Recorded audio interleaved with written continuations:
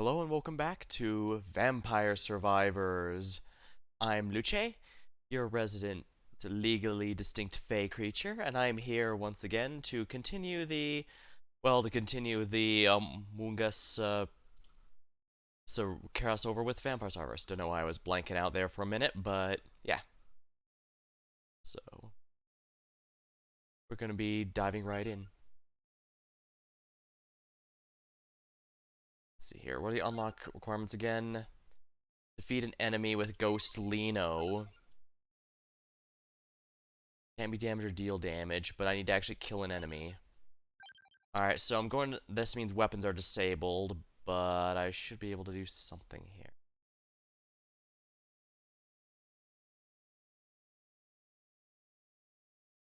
No ghosts among us. Now let's see, something that deals passive damage. This would normally be great, but...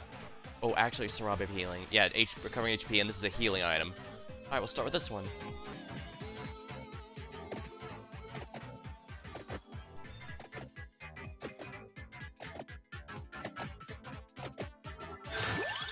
Excellent.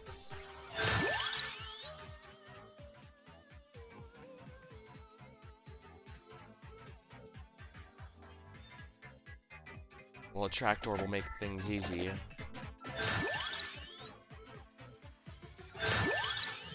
Now what will heal me?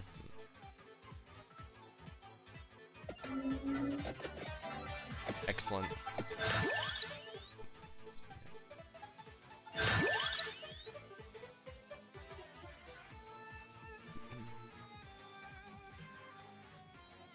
Reduce resistance to knockback. That's probably going to be ideal here.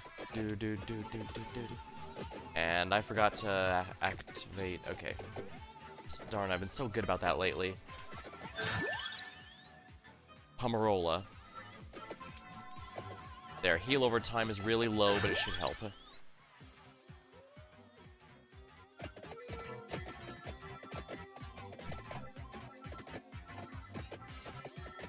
No ghosts among us. Haunting. On that note, I was listening to No Ducks Among Us, the engineer's theme on YouTube, and I realized, wait, this almost sounds a little bit like the Moon theme from the DuckTales game. And, I've loaded up the, and I wasn't able to find any confirmation to bring it up, but I guess it's possible since no ducks among us, and I don't remember any ducks in Amogus, unless there was some added after the streamer I watched stopped doing so.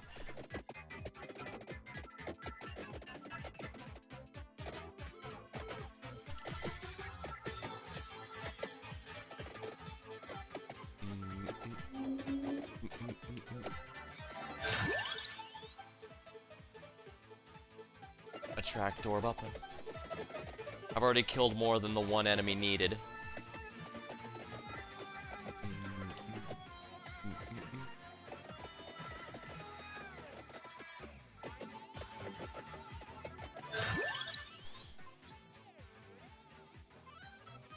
Life science scan.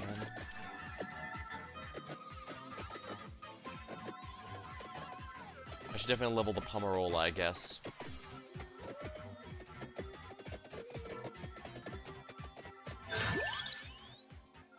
I actually want to level the Pomarola here since it's through healing that I can deal damage. Yeah, that's fine. The garlic upgrade doesn't really matter, honestly. I just have it to increase the knockback from the life science scan.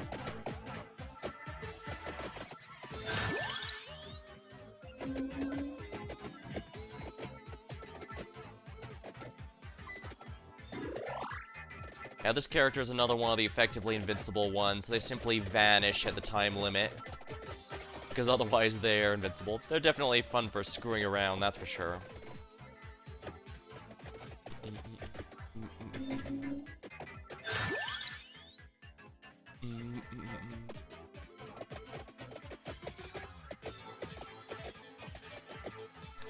I don't mind having a few invincible characters. In the game, it's kind of...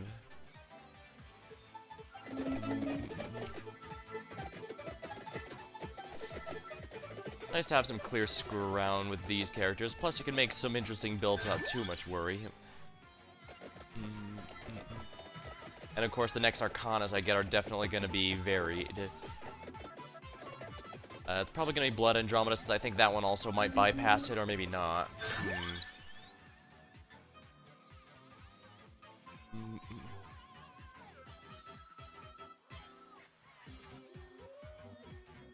Stone Mask isn't too bad. Let's see if I can get better. I guess Greater Luck is fine.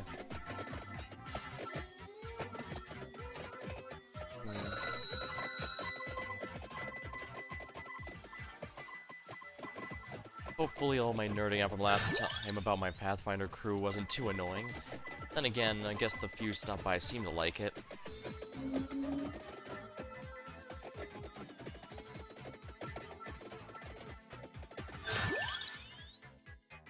Mini Ghost. Sounds good to me. They do the Clockwork Land set. Sadly, I did look it up, and these two do not, in fact, stack. Basically, it shares a cooldown with Clockwork Land set, so I can't permanently freeze people without the usual Land set upgrade. Unfortunate, but perfectly understandable.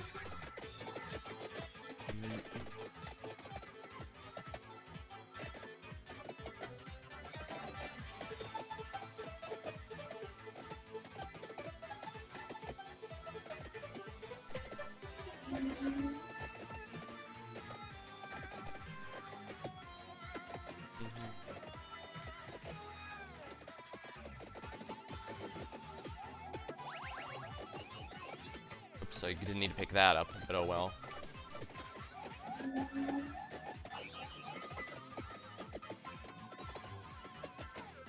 Yeah, my slow healing over time should deal damage to everyone. And of course, the more, well, reduce the cooldown of this, of the main weapon, of course.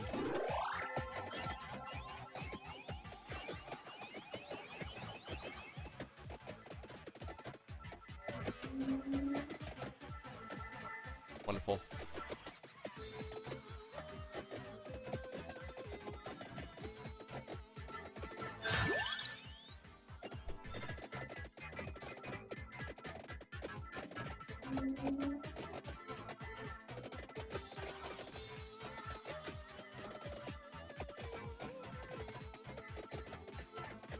Here.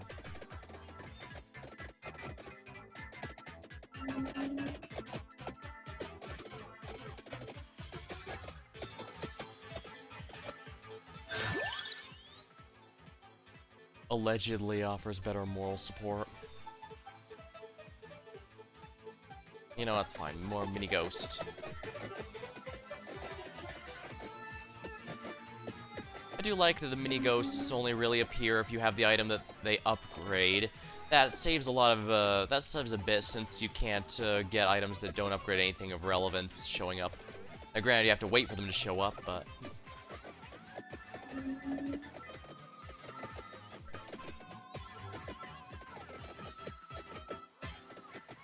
Since I'm at no risk of dying for this particular run, I guess I should think of something. Ooh, I guess I can go continue on from the Pathfinder adventures I mentioned before. I don't know spinach effects. Oh, why not? It couldn't hurt, right?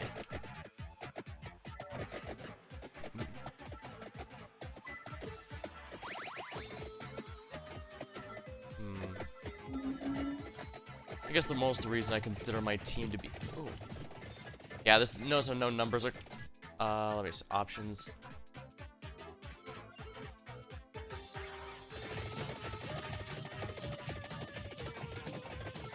I see, yeah. I forgot to turn on damage numbers.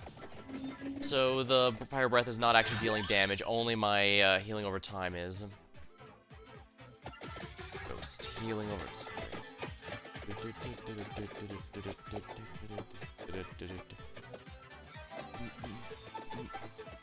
Actually, I guess I could get some more healing with the Fwifaloo. First of all, get the Pomerola up here, because that healing over time is one of the few ways I can actually deal damage. Yeah, I wouldn't be able to kill anything if I hadn't gotten the Serabe of Healing. Some of the others, I was like, I think Blood Astronomer might have been able to, but I guess it was a risk I wasn't sure about. I guess all of them were risks, to be, since I had no guarantees here.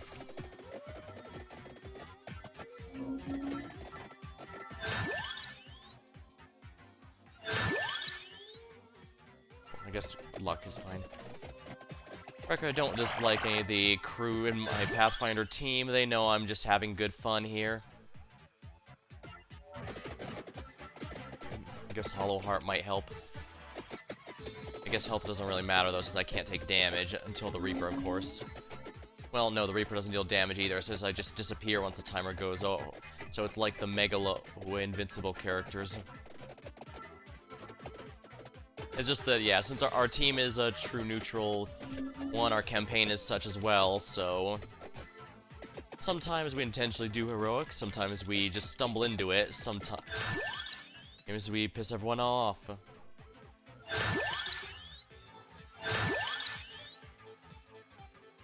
Yeah, this is not what I like to see. I should have waited until I maxed out more of these, because I need the whip.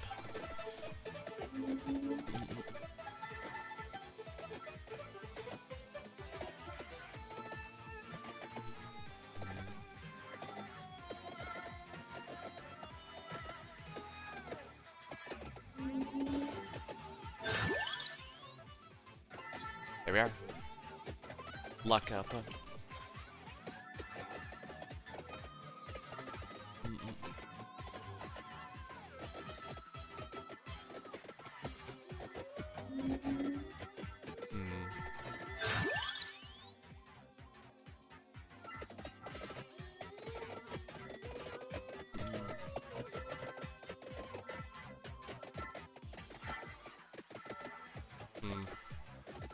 I guess one of the big things that's been kind of iffy on our team is all the contracts and stuff we make.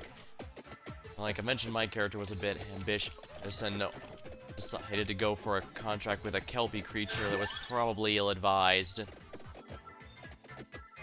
Now granted, in retrospect, she might not have had as much of a choice as I was thinking, because, well, she was underwater, the Kelpie specialty, and my race there, the... Ooh, perfect.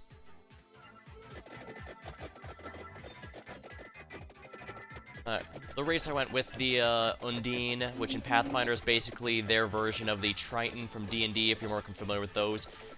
They're extremely difficult to drown, but it's not impossible, especially if someone is actively trying to cause it. So, it's possible.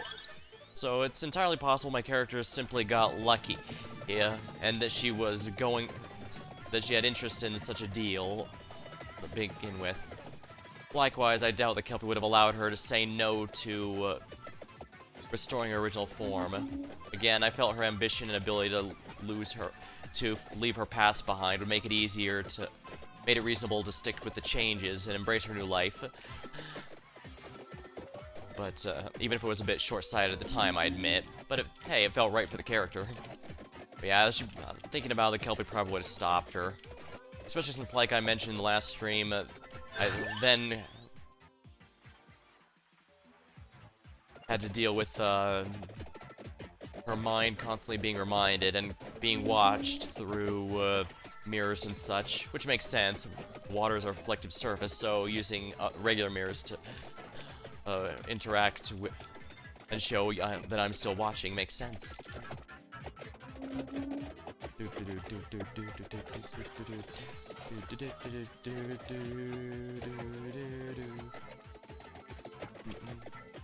Nice.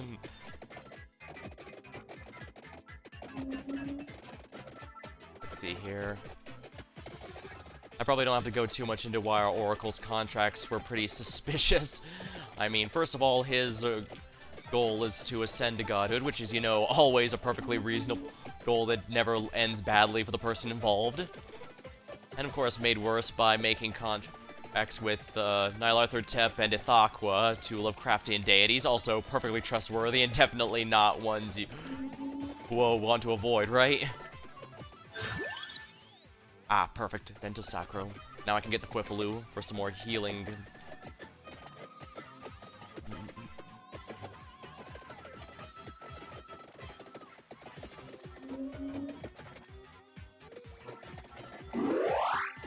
Oh, wonderful.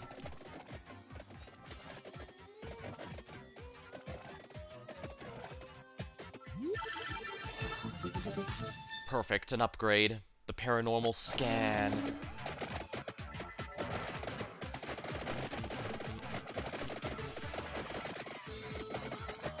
Luckily, with Nyarlathotep gone, I think he was the worst of them all.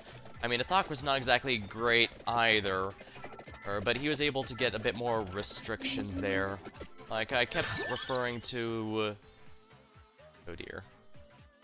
I kept referring to the, Nyarlathotep as having an abusive relationship with our Oracle, and that's kind of hard to go into too much detail here, especially since it's kind of uncomfortable for some stuff, but...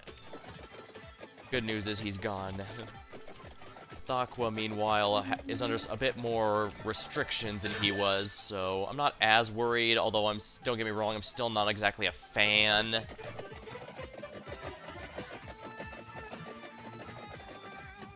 Yeah, it's confirmed that he needs 3, for lack of a better term, sponsors of godlike creatures to reach ascension.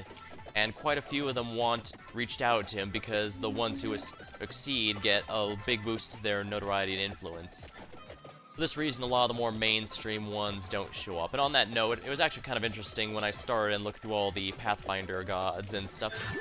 While there's a decent number of familiar faces, I did notice that, by and large, the profiles and stuff suggest that they're typically up to their own stuff here and there. They don't really micromanage followers like in some fiction stuff. So I thought that was kind of interesting. Getting a bit of world building there. In the end, I couldn't really choose one that felt appropriate for my character, so I figure, well, since she's been isolated most of her life, she probably barely understands what the concept of God is, so she's more or less agnostic, I guess would be the best way to put it, which I know is funny in a world where they kind of exist normally, but apparently that actually is a thing. Atheism and agnosticism do legitimately exist in Pathfinder world, just with a bit of different context than usual. Ooh, free hollow art, don't mind if I do. Oh, wonderful. Don't want that. Blood and just Astronema. Ah, it is dealing damage, I think. Well, isn't that wonderful?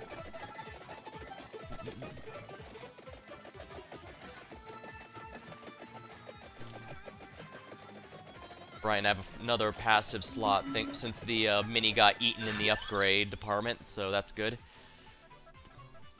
Vento Sacro. The weapons don't actually work since I can't deal damage with them, only through passive damage here, but should be fine. I'll unlock the new character pretty easily.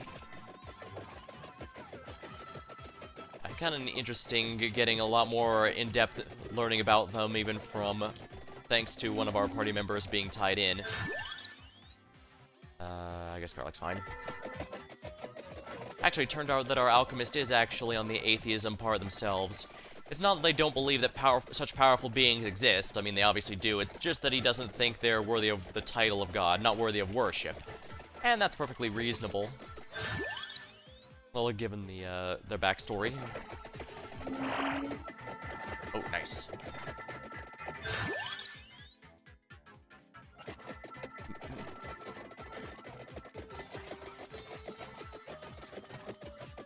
Long story short, he briefly mentioned there were some family tragedies, and despite his father being a very pious person and pillar of the community, No God stepped in to help them, so he's got a bit of an axe to grind.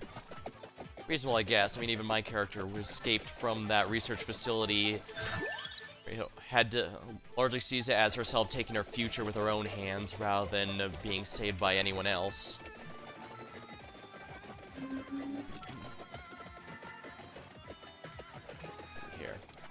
On that note, our alchemist has not made any such deals, which is probably for the best, given how it's ended for a lot of the other party members.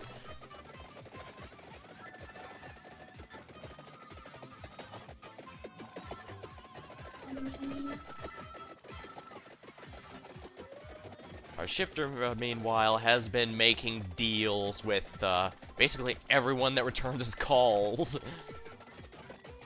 I think I mentioned the Feywilds. They got changed into some sort of horned fox creature, or they end up keeping there. And he mentioned apparently he was interacting with stuff so much that he didn't even get a choice in the matter. He wasn't allowed to return to his original form, which is certainly a thing.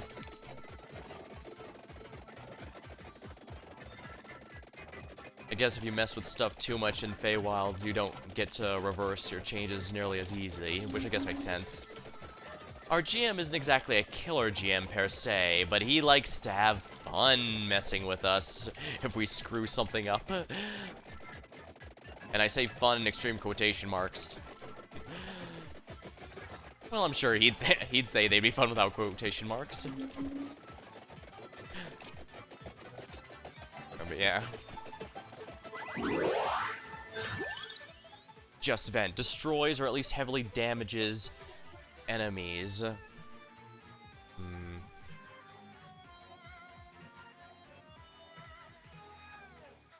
You know what? Actually, no, that's not gonna work. I remember. The vent and the, what's it called? The, ejection upgrade it has, they technically don't insta-kill enemies. In fact, I even pointed out in the tower there when a lot of enemies stood there taking damage because their HP was a bit too much. So that's a little unfortunate. So if it only deals actual damage, then I won't be able to do much there. Because, again, my attacks don't deal damage. I have to have passive damages available. Let's see here. Now, I think I mentioned my character was transformed to a Puka, a Fey creature, and that also means she would gain the ability to gain contracts of her own. And I think I mentioned at one point we found ourselves in a vampire mansion where she found herself falling in love with the vampire queen there. And again, I have confirmation that vampire domination and blood-sucking does not work on my character anymore, since, you know, she's made of water, so no blood, and is a Fey creature, or that is, without a physical body, just a liquid one, so, again, that was pretty neat. However, when we thought we're about to leave, we end up finding out the hard way that it isn't going to be so easy. Once again, as part of our Oracle's story, he ended up making some contracts with, he had to make contact with an avatar of an outer deity who apparently was so powerful that he couldn't even say their name. Interesting. Oh, right, I can get an upgrade now. Oh, Soul Eater. Fine, by me. Excellent. The Bloody Tear. Now I just need to max out the Vento and I can get the Fwifaloo.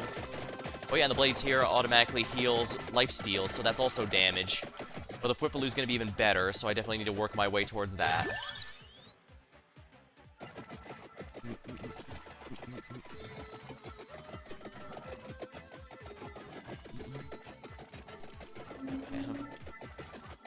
We were given a name of Felix, but I'm pretty confident that's a pseudonym and not the guy's actual name.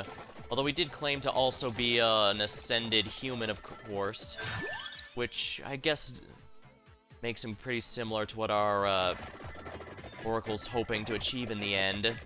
The good news is that he does have the incredible powers and such that one would expect, but he also can't go freely, as shown by the fact we had to specifically fulfill conditions to summon him, and also he lacks a physical body now, so he couldn't interact with our world to any degree. Only through contracts can he do so. And that's actually how we got the item that was able to save our, here we are, Lich buddy by restoring their humanity, their mortality, I mean. Because they were an elf while they were alive and became a lich. But the good news, and it was not a simple one either. Our shifter had to give up one of the last I think it was actually the last remaining item he had of his true family. So that was not a small one.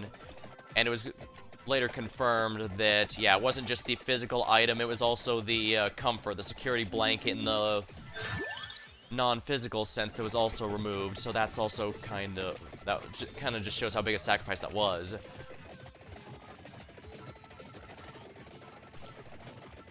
And here the tag for the stream's about to become relevant. And because he then decided,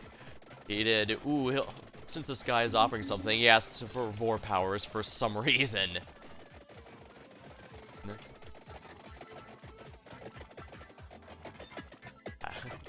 I know that sounds like something the entire part he might have asked for, given, you know, what I'm into, but we've actually been taking the story rather seriously and avoiding something like that unless it's actually relevant. Oh yeah, I'm getting a lot of passive stats in general. Huh. Actually, I swear I've gotten Might, but still Gun 100, so yeah, I guess it's hard-coded this character just straight up does not do damage. Well, good to know for future reference.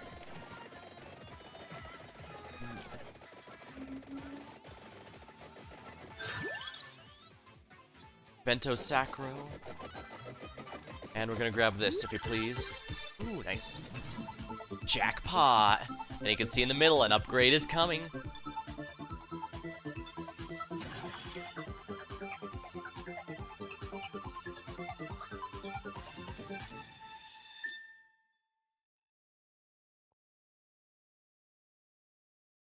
The Fwifaloo. Ooh, and I get an item of my choice specifically.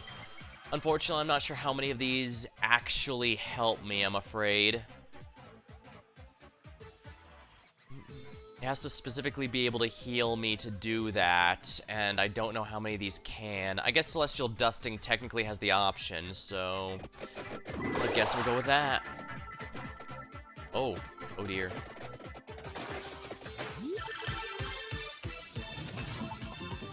Wow! 5 free Celestial Dusting levels. I guess because it's the only item only one not level yet.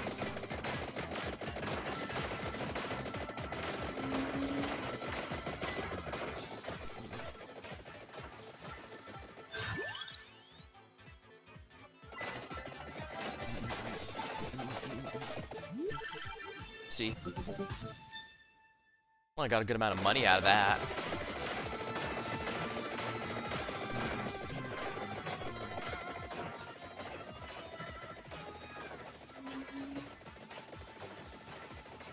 Well, regardless, it seems that our shifter did not read the contract particularly well because when they were discussing it, the fact that Felix did not have a body was a reason I decided, you know what, I'll go ahead and you can take control of me at night, he thought. Okay, only once he asked for, they had negotiated for time and they'd end up with twice a month. The problem is, the exact phrasing was twice a month and not 2 nights a month. So the contract was very specifically, well in the end it specifically was for 2 full days a month rather than 2 nights a month like our shifter intended. Yeah, that's why I gotta be careful. Unfortunately, one of the NPCs with a grudge against the Oracle for his plan also unwittingly made a deal because they're asking if they wanted a contract, and the demand was anything to be able to kill the Oracle. And unfortunately, that ended up severing their connections with the deities, which is a problem because they were a somewhat undead creature being kept alive. Hence why they lived in the Vampire Queen's mansion. So, that was a bit of a thing. And that little thing that it was only got worse because it turns out the Vampire Queen has to take on the role as part of her contract with her, I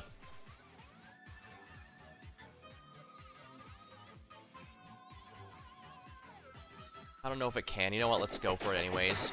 It's not like I have anything better to do with it than mine. Excellent. Increases by 1. Okay, yeah, it does suck them in. So it does, in fact, insta-kill. It just only damages those that it can't insta-kill. Good to know for the future.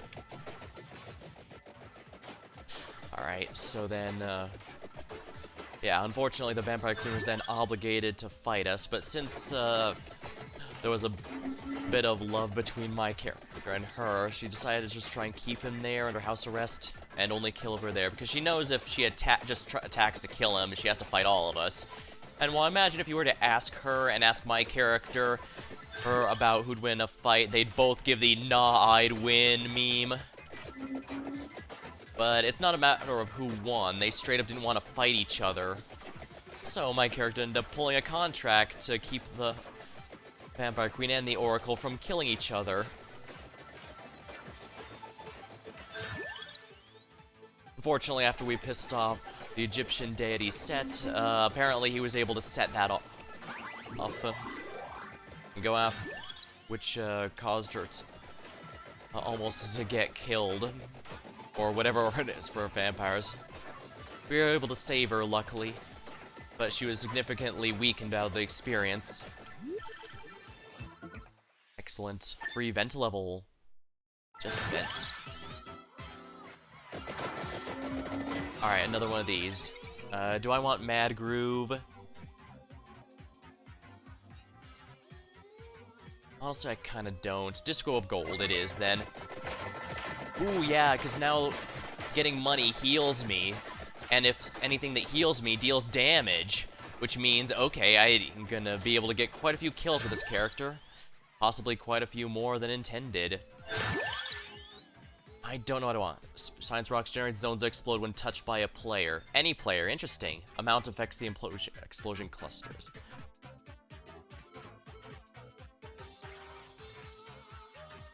I guess Night Sword might not be a bad option, since technically it might steal hearts. It's actually one of the... I think it might not be able to damage me, actually, and if that's the case... Yeah, it doesn't look like I'm taking any damage from it, retaliatory damage from it. Or that might be able to upgrade only, I forget. Still, it might steal hearts, and that means more healing, which means I can actually damage things.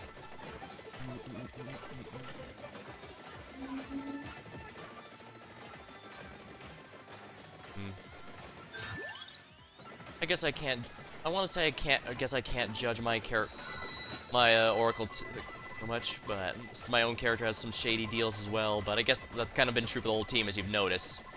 Except for the Alchemist, he's been a very good boy.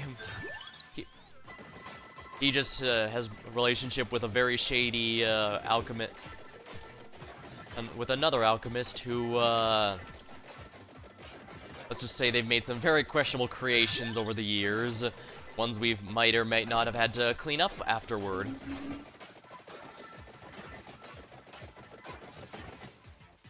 Alright, yeah, if mine's still -100, then even if I misread one of the upgrades that I thought was mine wasn't, it's definitely capped to prevent me from dealing any damage without special stuff like I'm doing right now. It's entirely the Arcanas dealing damage here.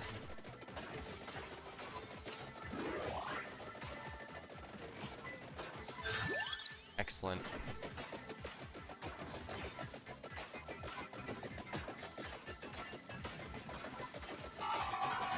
Oh my. Stars, yeah, that's from the roulette.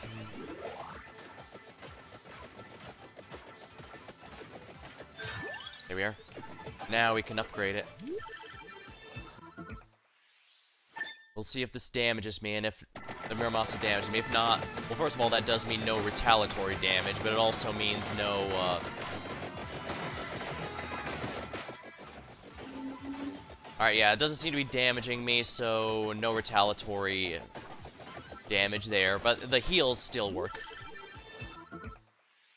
Ooh, Candy Box 2 Turbo. Likely in reference to Street Fighter 2 Turbo. Ophion when I instantly kill foes, and no future... No, Vicious Hunger might delete them, but... I think I'm probably going to want Emergency Meeting, because I think that does instantly delete stuff. Emergency Meeting. Plus, it's very thematic, the character, I think. Now, soon we'll see if it actually works.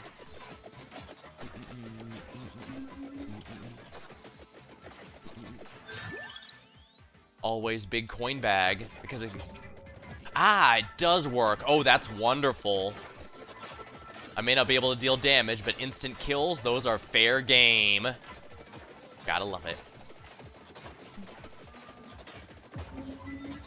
Well, even suspicious as our team has been, and ultimately none of us have been actively malicious. I mean, you can argue that our team's been fairly short-sighted, made poor decisions, or otherwise been very, done very frustrating things, but we've still all been trying to be productive in our own way. It's certainly kept the adventure interesting, that's for sure. I'll admit I was actually worried that my character was messing things up for other characters, but when I spoke with both the players and the GM, I was just told, yeah, it's all part of the game. Just be aware that other party member choices will be affecting you too, so it's not just you. And so that's definitely a good lesson to keep, I guess.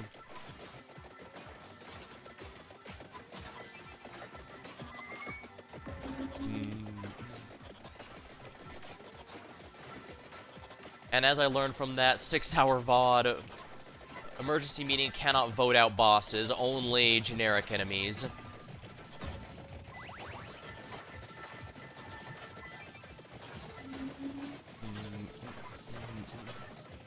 Shame, but also perfectly reasonable at the same time.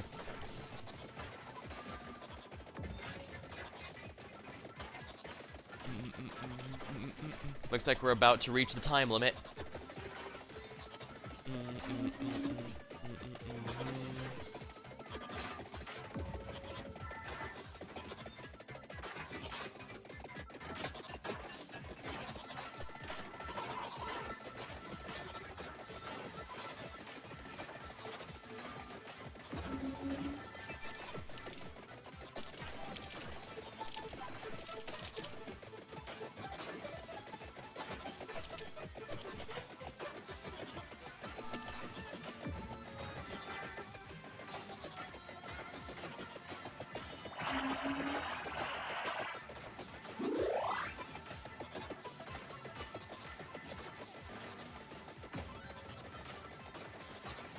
Come on, come on.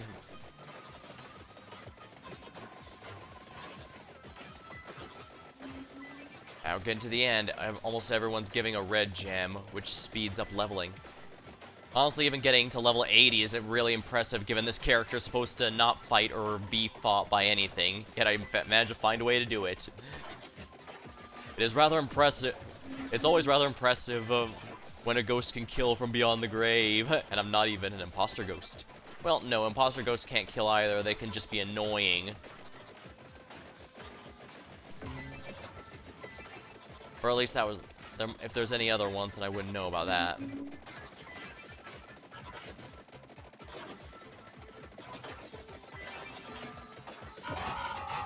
Oh, whoa, careful, careful. Wait, what am I careful for? It can't hurt me. It's funny seeing all these enemies get sucked into the vent.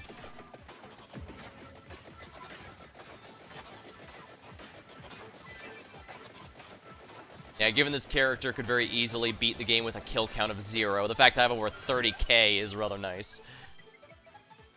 You know, let's get one for the road. Just for fun.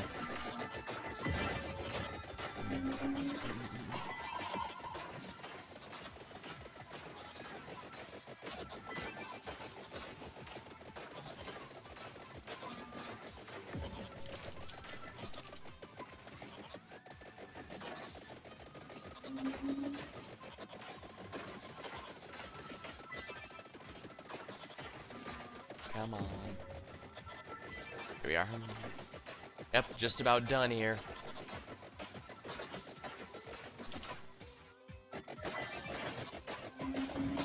And there we are. And I simply auto-die. We shall quit for now. Defeat one enemy with Ghost Lino. And I guess in case you might have trouble, I guess. Which makes sense. And like I said, this character seems very clearly designed to get a kill count of 0 in the general sense.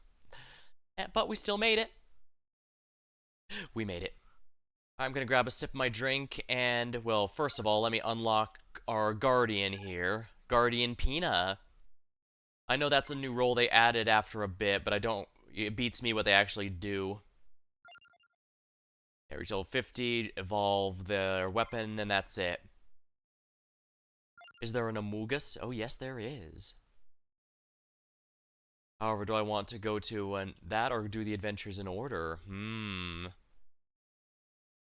I'll think about it. Don't even have to do any adventures in this particular stream. I just need to have fun. Well, I'm feeling thirsty, so let me grab a sip of my drink before I dive into the next one.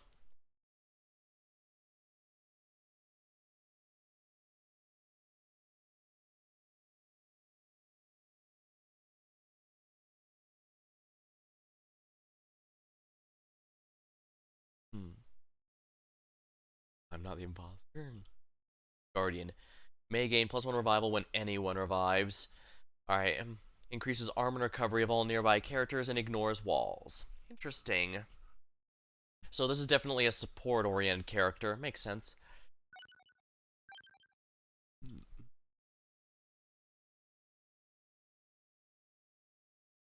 Another No Ghosts Among Us theme.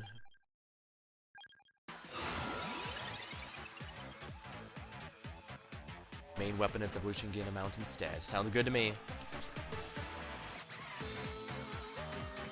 Okay, this character does in fact take damage. They're not pure ghosts like the other. Ah. Once again, this is based off Among Us. Basically, one of the minigame tasks you're sometimes asked to do is to get rid of the garbage. And as you can see, that's garbage chute goes there. Ooh, Silver wins a good one. Alright, the way it looks like is that it looks like it targets a random enemy.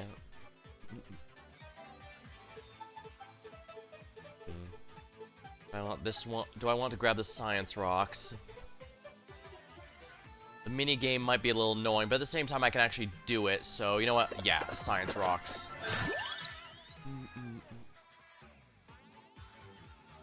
You know what, let's also go for the guns.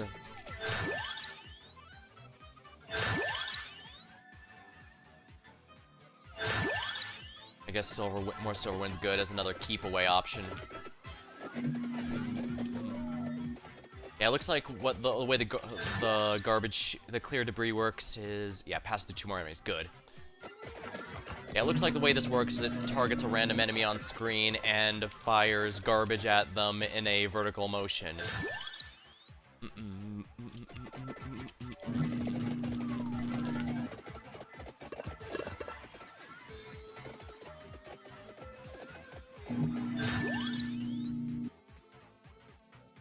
Life sign scan is pretty tempting as well. You know, let's do it, just for some healing. Of course, I do need to make sure the final slot is on the last gun. I cannot use anything else or I'll never be able to get the upgrade. A small price to pay, however. I just have to make sure my memory doesn't ruin me.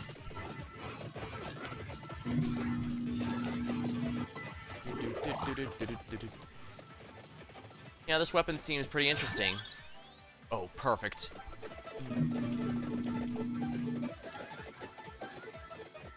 Yeah, this weapon seems pretty fun, just, I'm not sure how it is a starting weapon, but I guess it's not too hard to work around.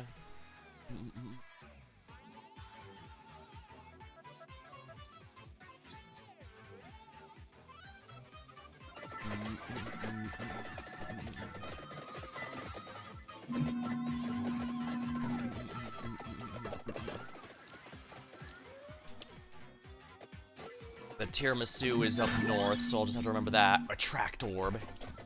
Always want the attract orb.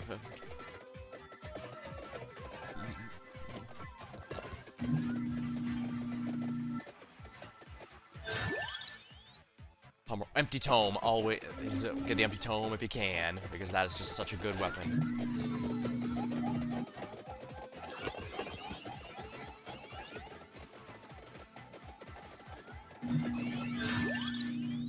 Mini Guardian might occasionally take a hit for you.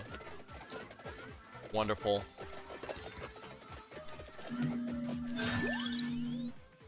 Allegedly offers better moral support. You know what, let's go with the wings.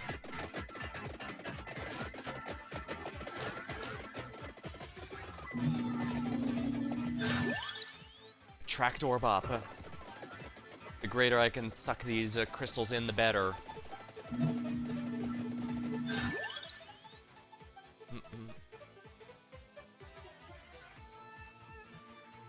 Candelabra Door augments the area of attacks. That actually seems really good for the build I have going right now, so let's do it.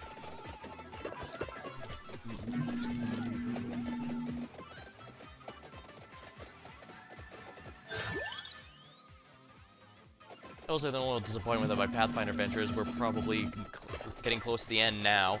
As soon as we complete the current set, I imagine that's going to be a level up marking point. Oh, nice, having it last a little longer should make more enemies hit.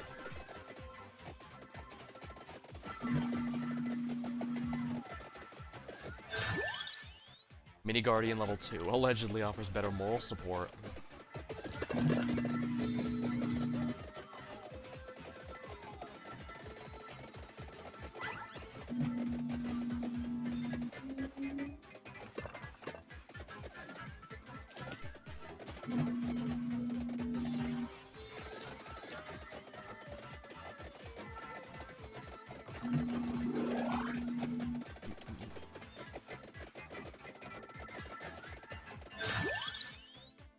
Duplicator, can I get him out?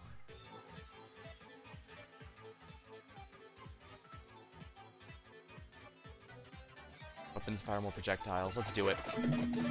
This does mean I can't upgrade the life sign yet. I have to upgrade my current weapon before I can upgrade that, because remember, the Among Us crossover crossover weapons, the accessory. Alright. It's still a while till it's max level, but I think we should be fine. Actually, I can't get weapon upgrades this early in a run anyways, so I'm gonna go ahead and leave that there.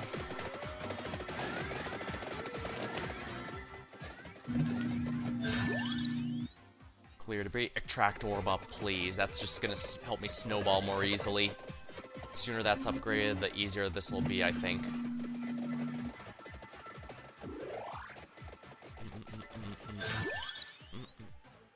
Clear debris.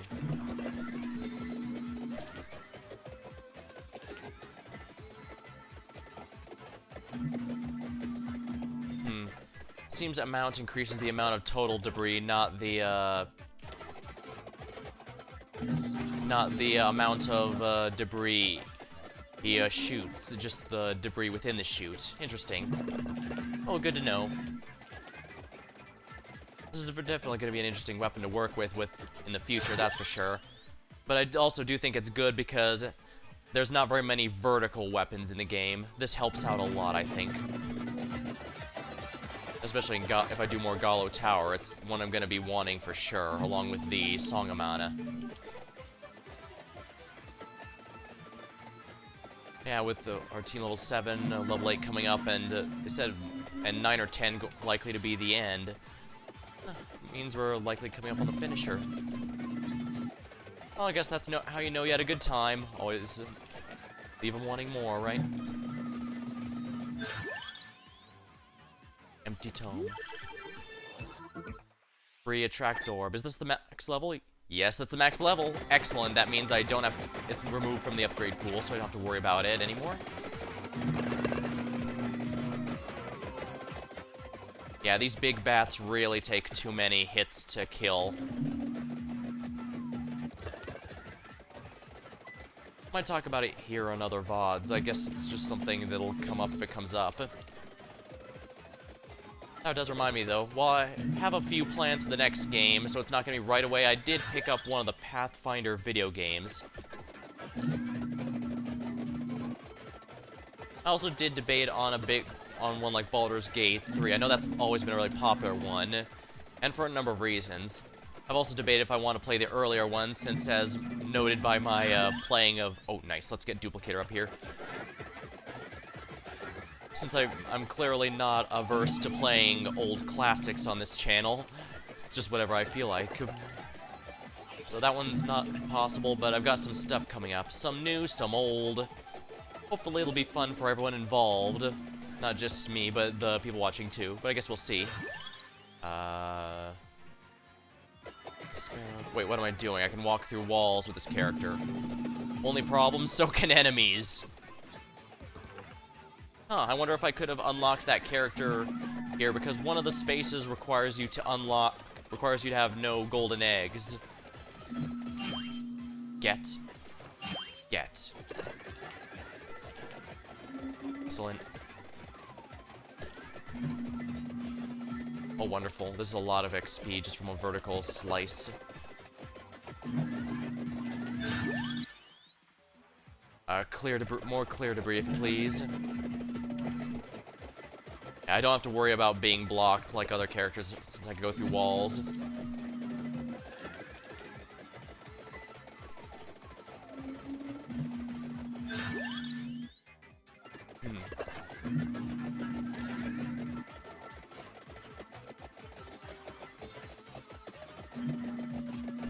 There we are.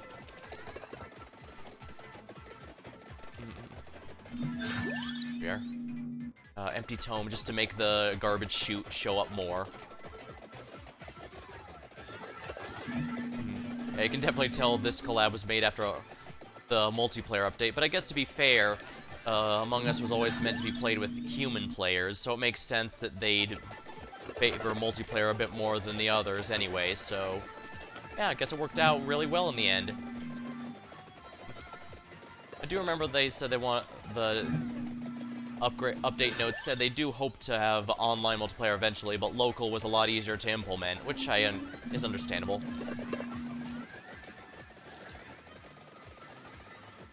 Also, I did look it up after, and it looks like Imposter Arena is actually not invincible during her super mode. It just feels that way because she gets a huge boost to all of her stats.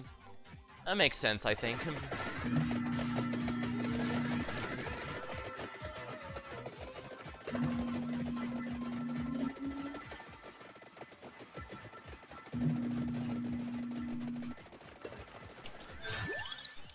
Oh, nice crown for more levels.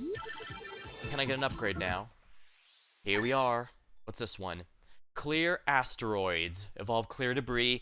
Creates cluster explosions. Yeah. Clear asteroids is also one of the mini games from Amogus. Ooh, nice. Guess it was good of for me to go for a mount. And Empty Tome is now maxed out. Good. Now everything now everything will be going by even faster. And for the record, if you die enough times that you use up all the lives offered by the tiramisu, you completely lose out on... Oh, I guess I can't upgrade the silver one anymore. Whoops. Not a big deal, if we're completely honest. Actually, I can't upgrade the life science scan either. Well, again, that's not a huge loss. It sucks, but it's something I can easily live with, especially with, since the science rocks are still good on their own, if we're honest. They're just a bit more randomly tossed around compared to the alternatives. I just need to make sure to pick up the Prism Orb or the, Pentagram when I upgrade the guns. And again, I have to avoid dying too many times that the tiramisu goes away, because that item actually leaves your inventory after it's used up. Something I had actually read later. So you gotta be careful if you want to keep the, if you want to get the upgraded guns.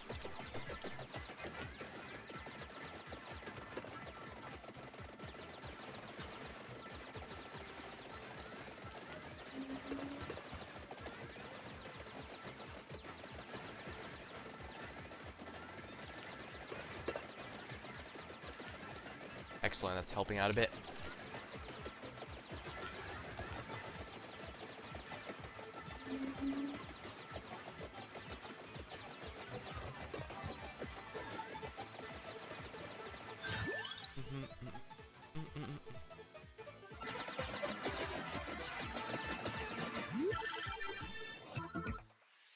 Free gun levels, don't mind if I do.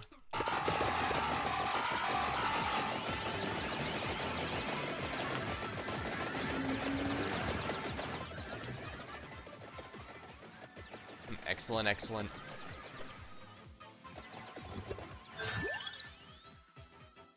Tiramisu adds another revival. That's maxed out now. I don't remember if it needs to be maxed for the guns, but it's good to have maxed anyways, because that's 2 extra revivals on top of the regular amount you have.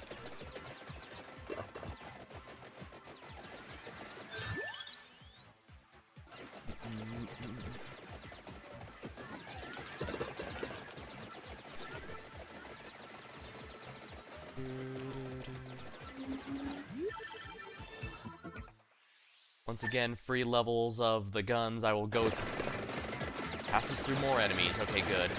Yeah, getting weapons to pierce can really do a lot from what I'm seeing. What I've seen, so I welcome can pass through more enemies. Very few enemies have mechanics. Heck, very few even actually shoot at you with projectiles, but the sheer numbers can be extremely overwhelming.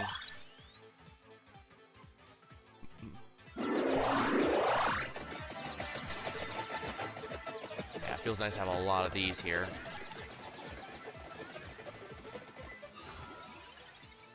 Disco of Gold, Gemini. Actually, you know what? Since I have the 2 guns, let's get Gemini. Okay, yeah. Every weapon that can use Gemini is absolutely overpowered with it, so... Candelabrador. Increase AoE of everything.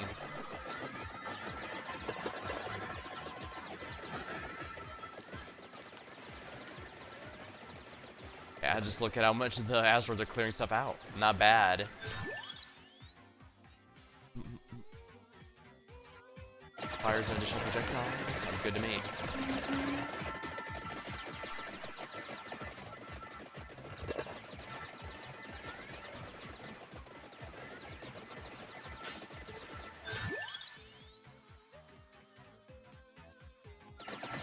It does suck a little bit. Okay.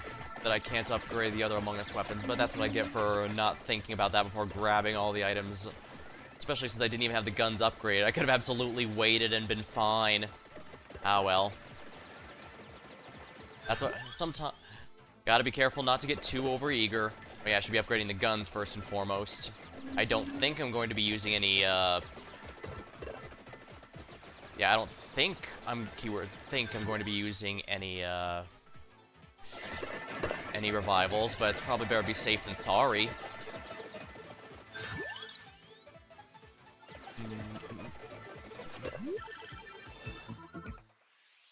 Free level of movement sounds good to me.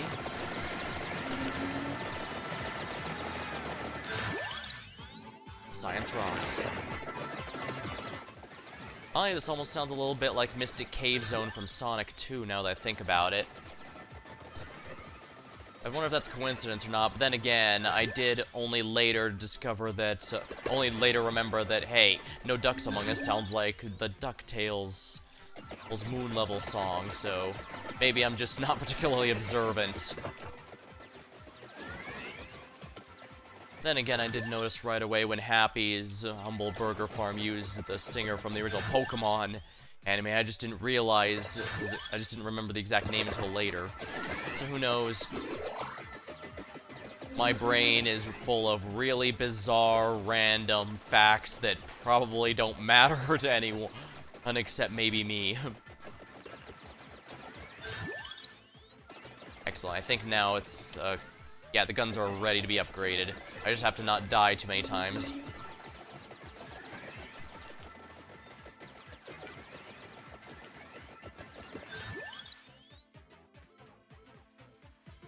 Silver Wind.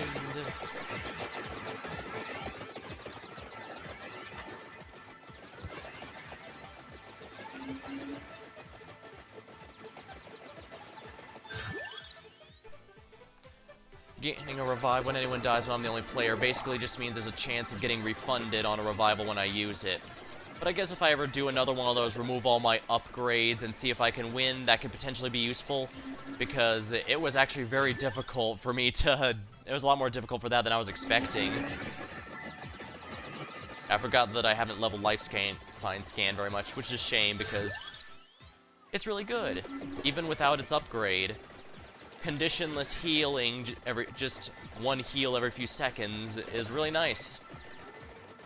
Not many weapons can do that, so it really adds up, even if I don't upgrade it. Life science scan. Wait, what am I doing? I can pass over these things. Oops.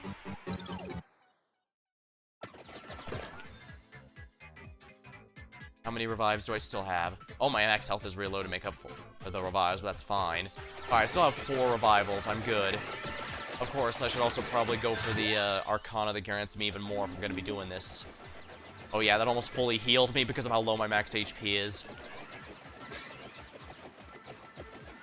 Yeah, you gotta be careful with the roulette. It is real...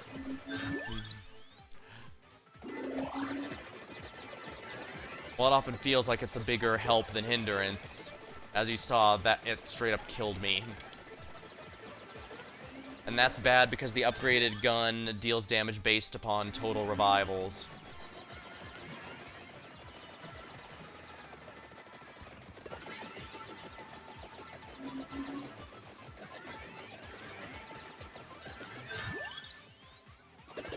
So might as well upgrade Silverwind. This deals health and all.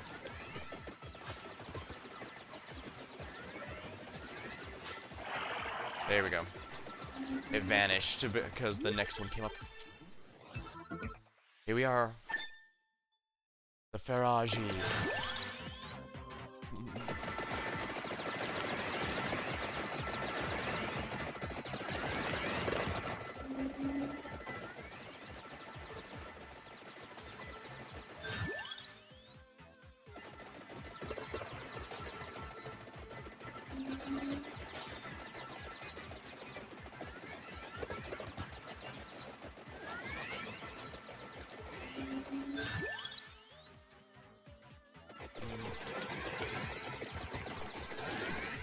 Movement speed is, yeah.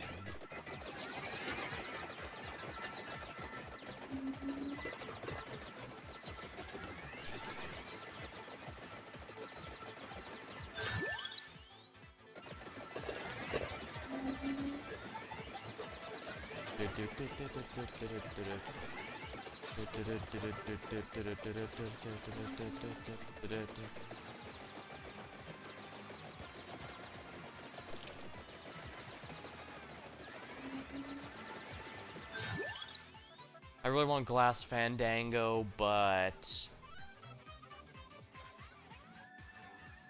I kind of still want the, you know what, let's just go for it. The Ice Spear should be fine.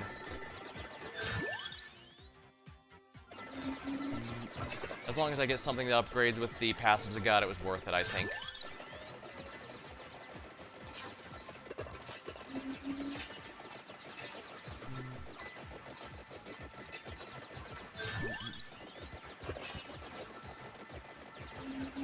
There.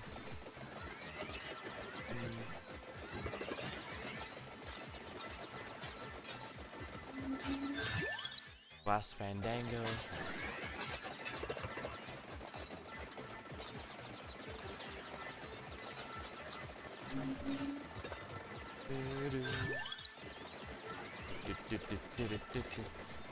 Yeah, there's definitely a bit of Mystic Cave Zone in this theme.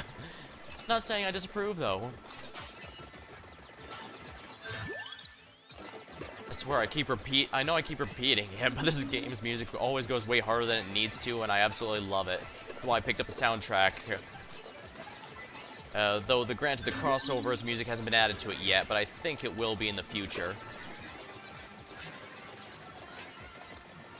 They even mentioned there's a new update coming in the early half of the year, so a free update in the early half of the year, so that's gonna be neat.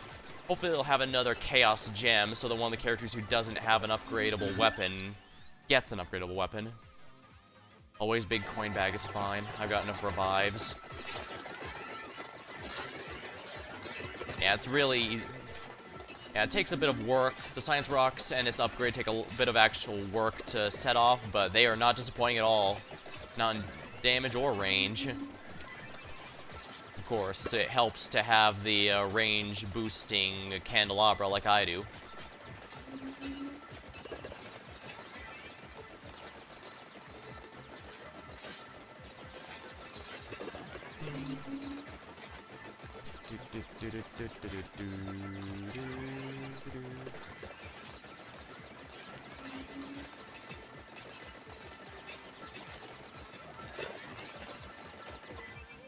Ah, looks like it's time to upgrade. And there we are. Now that's a lovely upgrade.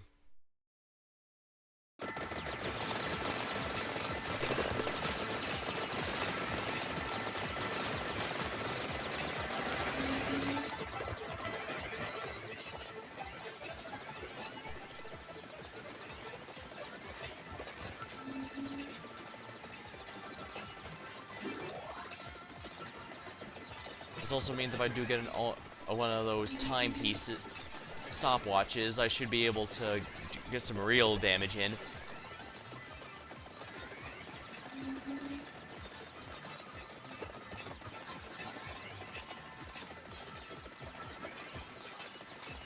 The asteroids weapon is pretty fun. Oh, the fact it specifically comes from the right side suggests to me it's actually a bit more horizontal than vertical, which is not bad, but it is something to keep in mind. Like, if I'm doing the Gallo Tower, which is primarily vertical, I'll want to avoid upgrading the weapon. Weird as that sounds.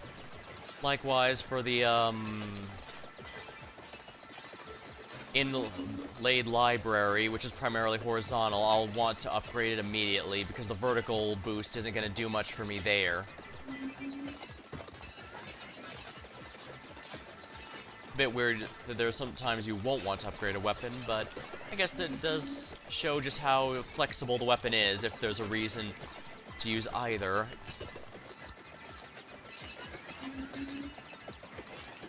Yeah, they really doesn't feel like they miss too often with these weapons, that's for sure. I think the only one that I'm kind of on is the Bubbles weapon from the first expansion. I guess I can give it another try later if I wanted.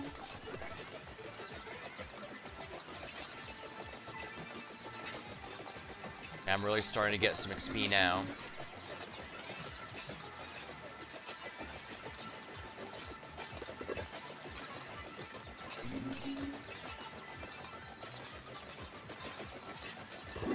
Yeah, they're going past the walls to avoid... Yeah. To avoid getting stuck. That makes sense. Still, it does mean any of the science rocks that go out of bounds I can still hit, unlike when I'm playing Scientist proper.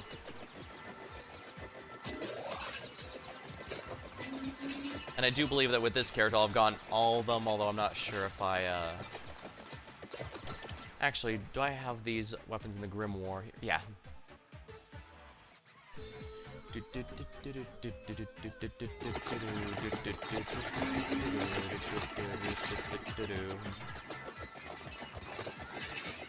was gonna say I don't think I've upgraded the horse weapon yet, but there's no achievement for it, weirdly. It could just be another weapon that doesn't upgrade, but you do still get the horse mini from it, so I guess it's worth trying later. After this one run, perhaps. I guess I still have to see what this character unlocks, though. Plus, I should probably play Imposter or Arena's permanent super mode, the Megalo mode. Because that's gonna be fun. The Megalos are pretty nice.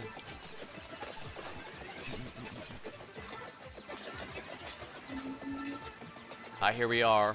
The ghosts of the failed runs. It's neat that they included a bunch of the starting characters and even later unlockable characters in this list. Although it doesn't include the crossover ones for obvious reason.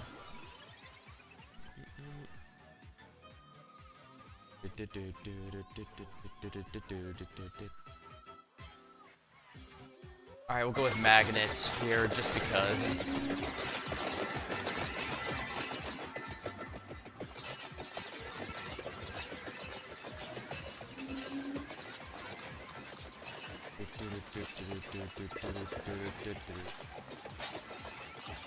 Oh, that's a big group. Panic time.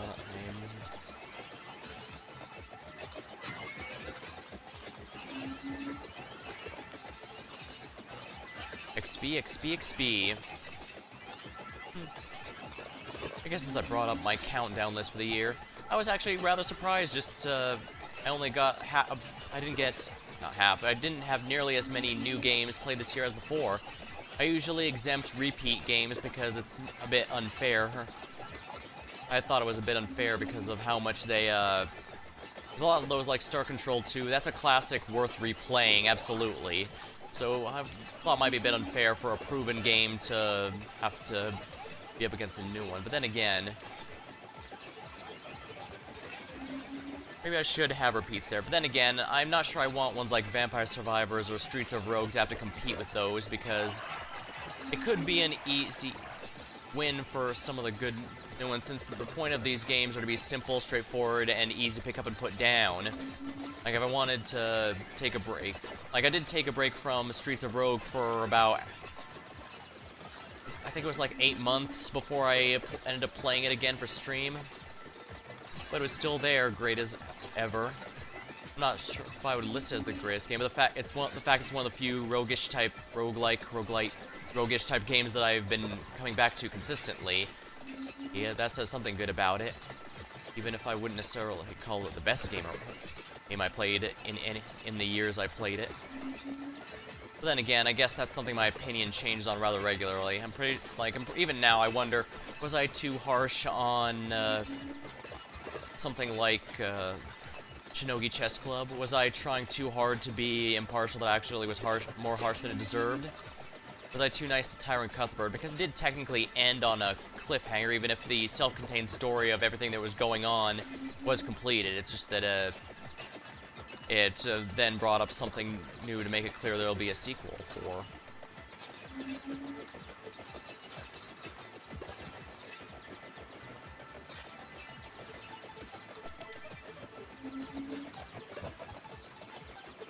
Maybe I should, I guess that's kind of the thing with opinions. They're gonna ebb and flow quite a bit. Some of those on that list I think was fine. Like Yahtzee's 12 games in 12 months was definitely a nice mix of good, bad, and stuff that was worth playing once, stuff that's worth playing multiple times. It was a nice grab bag, but I'm not sure if I could have put them collectively at the top since the whole thing varied. Ah, nice. Ah, there's the last boss of the area.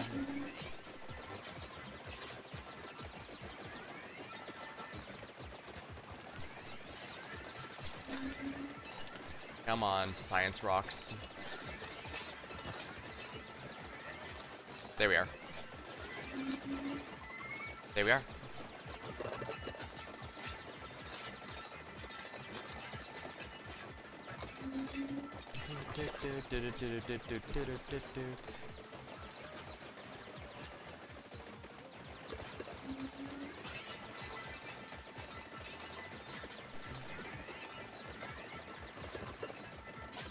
Then again, maybe it's good to have a healthy mix of repeats and new games. Is it simply because, well, a lot of the repeat games are either because they have new content, like how Vampire Survivors is getting regular updates. Some of them, like Star Control, were a classic that I just plain wanted to play again. And others like, even when I played that year, like Happy's, it gave me something that's worth zoning out to a bit. Kind of like Inscription as well. Which I won't make any promises, but that technically is one I could bring back since the Casey mod allows you to do that.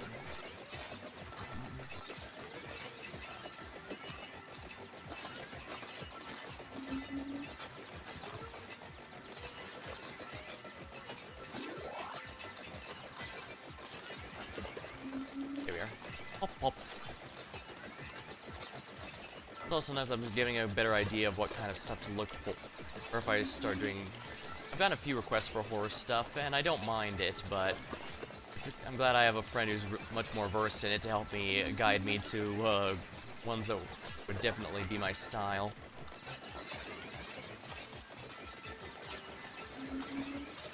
Probably do more of observation duty, but again, I've got a lot planned out early this year. Plus, I've got a mix of stuff I still want to replay. Like I mentioned, I kind of want to play more Age of Wonders 4 again. More Age of Wonders 4, because I wish I played it more throughout last year, but... guess we'll have to see. Let's see here.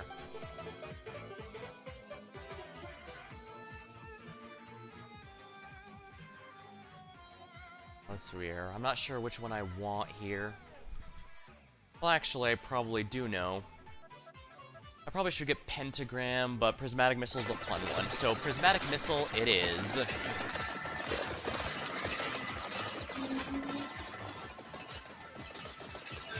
Prismatic Missile is definitely a fun one. Definitely one of my personal favorites from that from the Lascaria expansion. But there was a lot of good. Well, yeah, like I said, they're really good at designing some really neat weapons in this game. I mean, even the Scientist one actually requiring you to play a mini game to actually get its effects, and even the Science Rocks right now, they require me to actually do work to get the damage, and yet it feels pretty satisfying all the same. I imagine if I had a local co-op active, it'd probably be even more fun, since technically speaking, any player can activate it. Oh boy, the really durable enemies are starting to show up. That's definitely going to be a thing to worry about. Yeah, I'm not sure if I'm going to have time to restore it.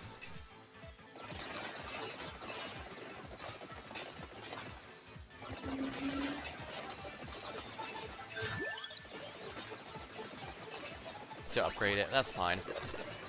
Here we are.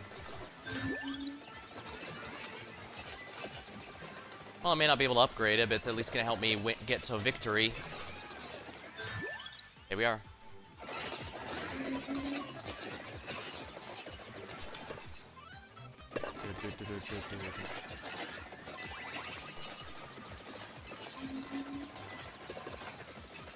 Let's go in the sky.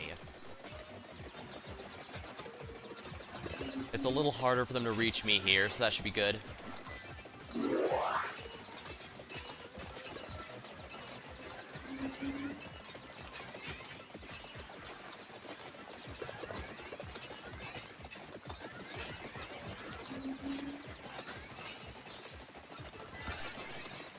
Grab it. Here. There's lots of healing items around at least, but no chests. So yeah, it looks like I'm just gonna win this the old-fashioned way. Well, that's fine. I guess stuff like this is the reason enemies can go through walls. That way it's harder to cheese them.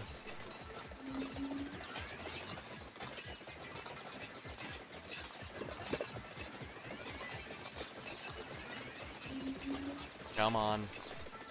Come on. Almost there. 10 seconds left. A little less than 10 seconds left.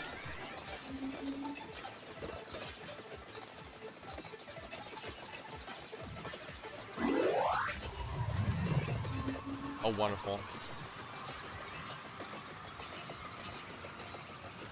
Yeah, I'm not gonna go with another 6-hour stream to try and kill the Reaper here. I'm just gonna call it. Alright, there we go. 2 unlocks. Reach level 50 with Guardian Pina. Clear Debris is now available to everyone. And evolve the Clear Debris. Done. Unlocks. That is all of them. 217 out of 217. Nice. And these are in-game achievements only. I'm guessing so that you aren't required to get this one if you're not a fan of the theme, which makes sense. Force. More projectiles, maxing at 4. Why not?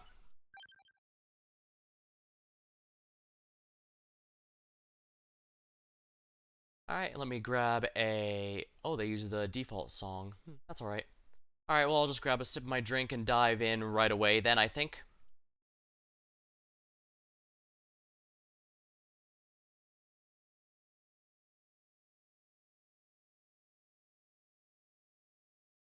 Alrighty. Alright. This character focuses entirely around amount, so let's do it.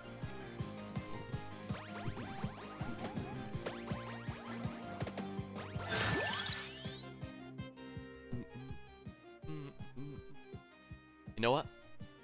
Let's do it. Fwifaloo!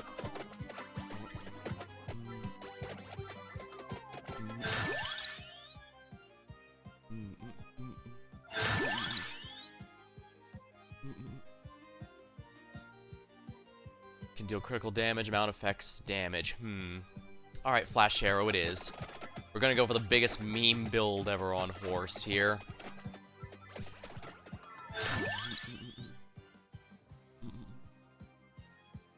Bracer I want, but Vento Sacro I need for what for the Fwifaloo. Of course, I do still need the items for it.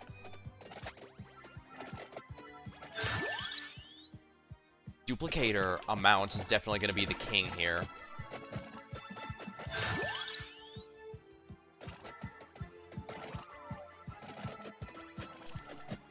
Archery is definitely not my strong suit, apparently. Hats.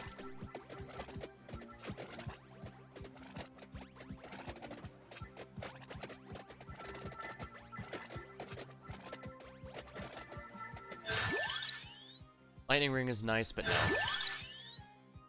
Flash Arrow, sure. I just need to make sure to get Bracer and the Clover ASAP. I also need the Horse Amogus. If the hats have an upgrade, I'll find it here. I don't think, keyword think, it has one, but we'll see. And amount's definitely king, because the more hats I have, the more bizarre effects I can inflict.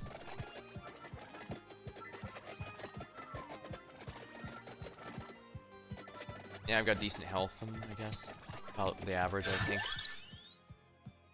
Bracer. Excellent. Projectile speed. Right, green ones are harmless, so push that advantage.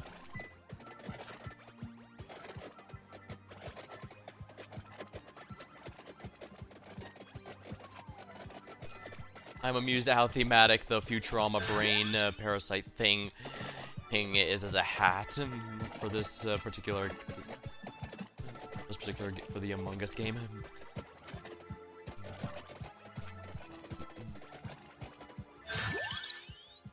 Reroll, reroll.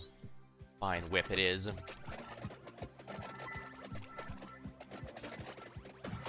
Oh, wonderful.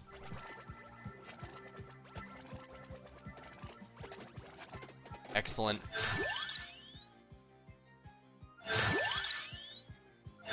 The bracelet's okay, I guess. Spin is probably worth it just to increase the damage across the board. It's not much, but it's 50 extra might. Should add up. Fires an additional projectile.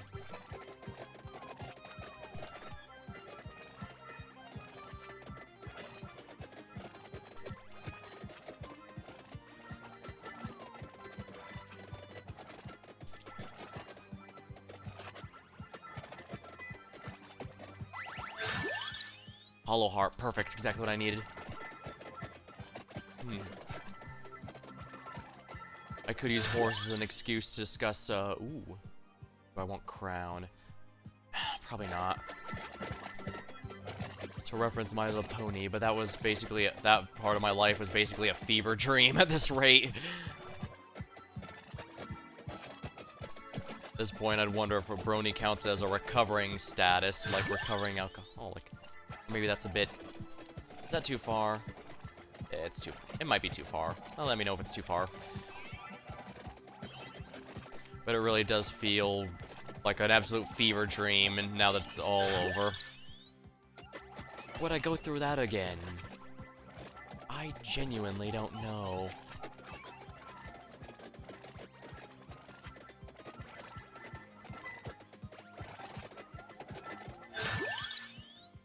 Hollow Heart, max health up.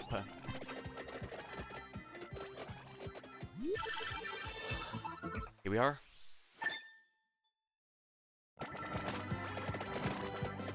It's definitely one of those flash in a pan situations that's unlikely to show up nearly as easily, because it was kind of at the most ideal time. Popular Western cartoons are kind of Stuff like Gravity Falls weren't going to be released for a number of years still. Plus, so there wasn't any real bigger cartoons that were enjoyed by all ages. And also, a lot of people straight up had no faith in it. In fact, there's a famous article that was written as soon as it was announced, which they just... Lauren Faust, creator of Foster's Home for Imaginary Friends, was involved with the Gen 4 My Little Pony's writing, so a lot of people thought this was just more proof that she was selling out than proof that she was actually trying to make it good. So naturally, that is considered to be hilarious in hindsight. Why'd I have to put it that way? What is this, TV tropes?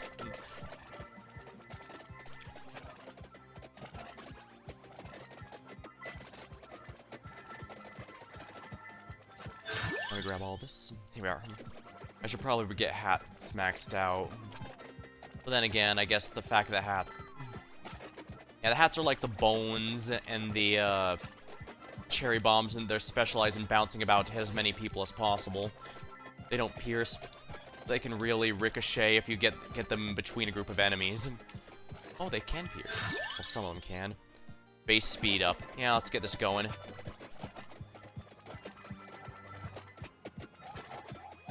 And they have random stats effects too, which is quite fun.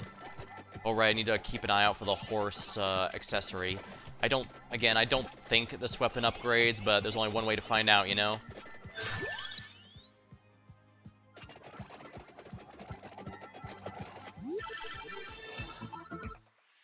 Free whip level, don't mind if I do.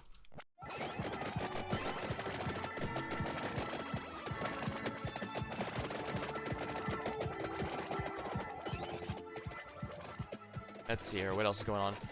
Well, our crew did enjoy Lethal Company quite a bit more than we were expecting, that's for sure. Honestly, when we picked it out, we actually had another game prepared for that Tuesday, simply because we figured we'd play it for an hour, we'd find it okay, but want to move on, and then move on. But then it ended up with us going, well, I guess we should probably quit now that it's been 6 hours. I did try some of it solo afterward, but I'm gonna be honest, there's a pretty good reason that it's mostly gotten popular for the stuff among friends rather than anything. Because I did notice that the quota was exactly the same as when I played with friends as when I was alone, and the punishment of losing all your items if you die is still there. It's just that, well, when you're alone, there's no one else to cover you, so, yeah. The requirements and punishments being the same, might need to be adjusted if they want to do that. The only real adjustment I found is that the, oh,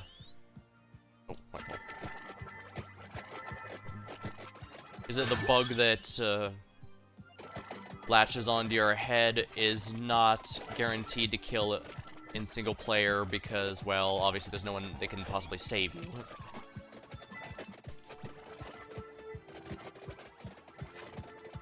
I guess that was a bit Captain Obvious to say, but I felt it was worth mentioning because it's one thing to theorize about it, and another to actually confirm it.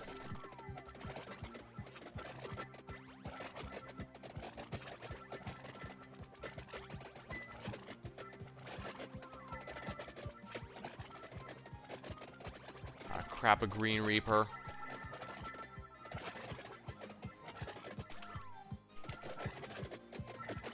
Right, I'm gonna have to wait until I get the horse mini before I grab the tome, the empty tome, because as nice as getting the cooldown reduction sooner would be, I actually still have room for another, and if I grab it from the overworld, I can add it to the others directly, so that's gonna be nice. Alright, let's keep going here. Crap, crap, crap, crap, crap.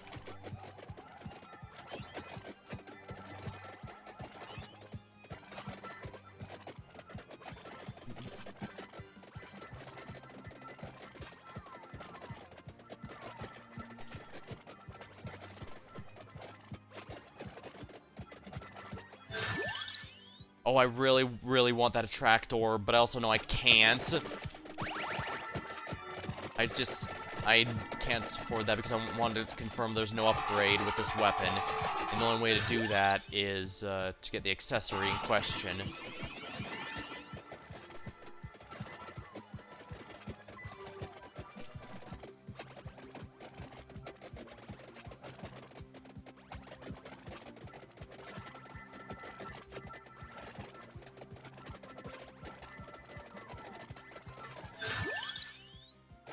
whip is leveled up. Now, let's get ourselves the Bloody Tear. Named after a genuinely good song from Castlevania. Oof. Oh, I guess it can. Yeah, I know you can't get upgrades before a certain point in the timer. I just don't remember when, I guess. No matter. As long as it's ready, that's what matters most.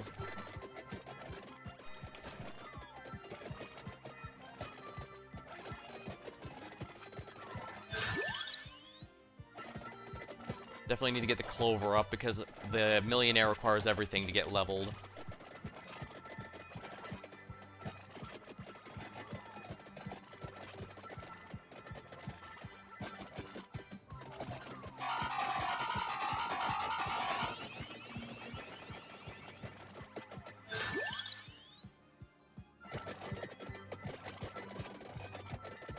Let's see here. Okay, I guess I can meme a bit more with My Little Pony, but I'm not sure what too much discussed there. I wasn't huge active with the community or anything. Well, I could just give you my favorite one might not be too bad. I believe Rarity ended up being my favorite because, which is funny because at first I thought she'd be my least favorite. Because when I found she had a love of fashion, I thought, she's probably gonna be the one obsessed with shopping and boys. But no, they took her in more of an artist direction. Tailor, seamstress, whatever the right term is. It's been a while. Oh yeah, look at all these delicious XP crystals.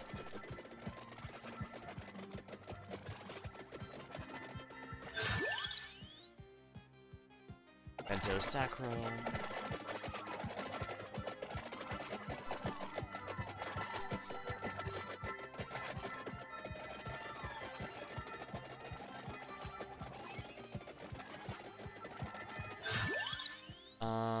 Yeah, more Vento Sacro is fine. I can't really afford to do too many more rerolls, so if I see something that I can upgrade, I should. Just because not, even if it's not the horse mini.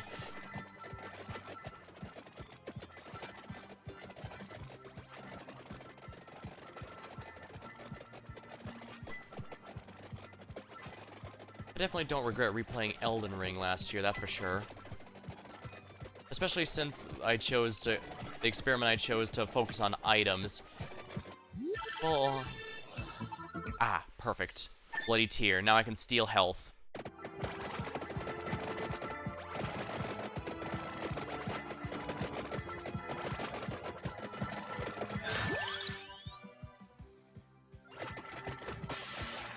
Excellent.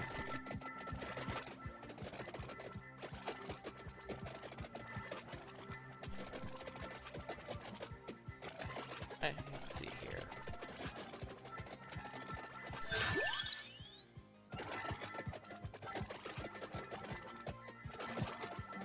Where?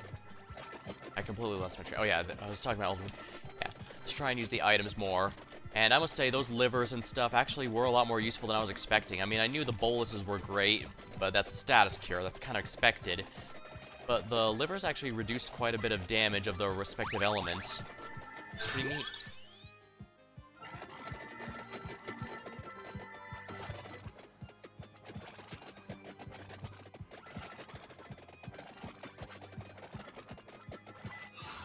Now, let's see. Do I want any of the ones here? No. Not in the least. Out of bounds. Frozen enemies or... I don't have any of those weapons, so it's not worth my time. Tragic. Princess, I don't have any of those. I guess the Sorbet of Healing. At the very least, ensures I won't die easily. Only because I'll be able to out-heal quite a bit. And as we saw with the Ghost, it's really easy to cause damage with the Sorbet of Healing if you go for a full healing build, even if you have literally no attacks. And I mean no attack damage. Because as we saw, even when it was the life sign upgrades gave me attack power, it was not increasing my damage at all. It was just hard-coded to stay at 100. Negative 100% to do 0 damage.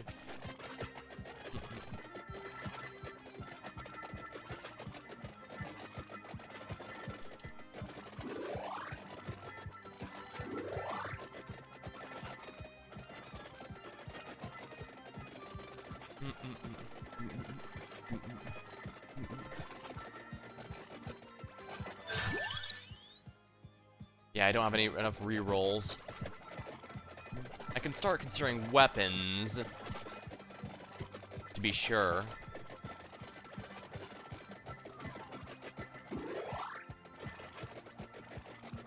But accessories, I can't accept any new ones if it's not specifically the... Yeah, I can't accept weapons if it's not specifically the horse mini.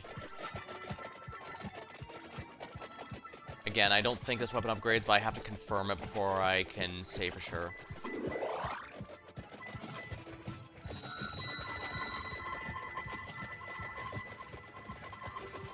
Come on, you.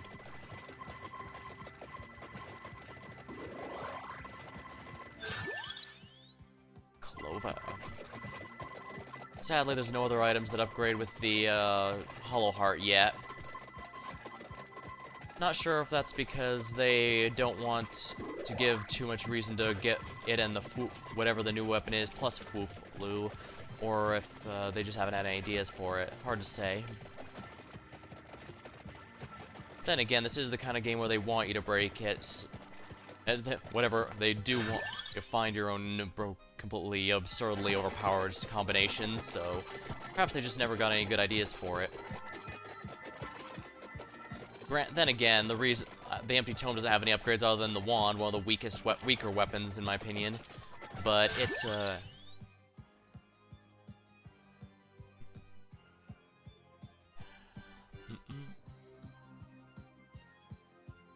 honestly, Lucky Swipe might actually be worth my time. Hey, beep beep beep.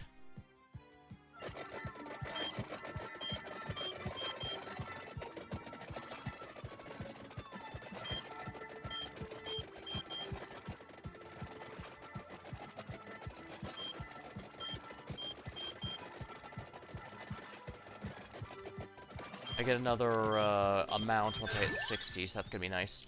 Lucky Swipe.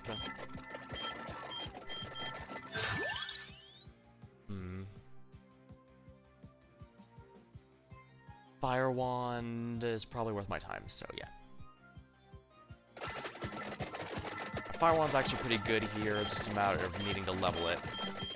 So yeah, looks like we got our weapons for the build. Should be good, I think.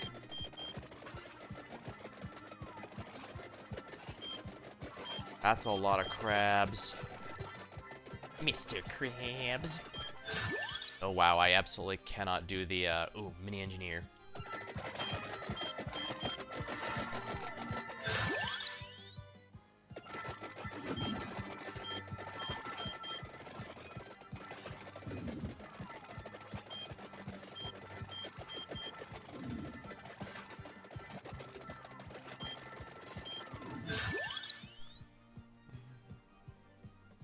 Allegedly offers better moral support.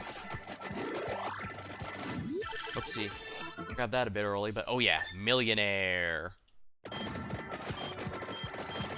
Who wants to be one? Actually, I used to watch that show when it was new, but I don't even know if it's still going on anymore, honestly.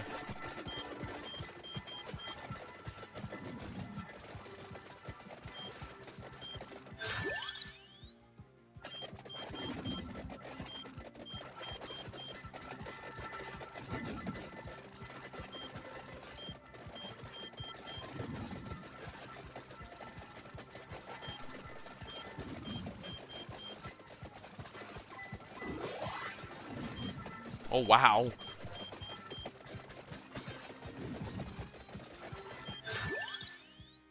Lucky Swipe. Now I just need to level the Mini Engineer, and I get it. Mini Engineer. Fire Wand. Whiffaloo. Not having the attract orb is really painful. I mean, it's workable, it's just not nearly as awesome. Now we see why I like it, despite its despite being pure utility.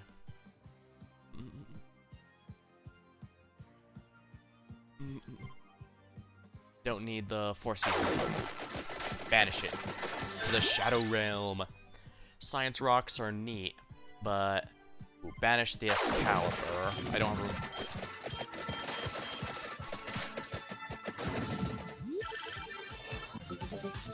Excellent. Crossed wires.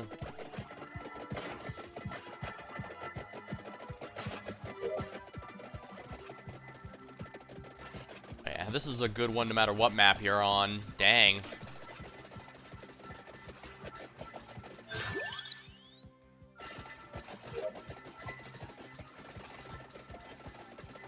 Oh, this is fun.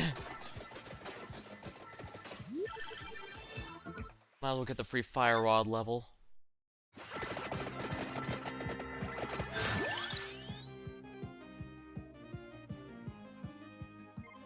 Banish from the Tracer.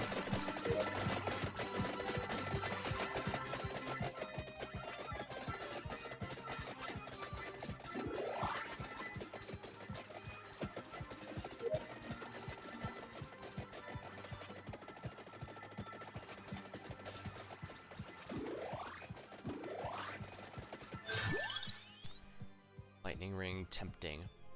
Banish the knife, I don't want that to show up.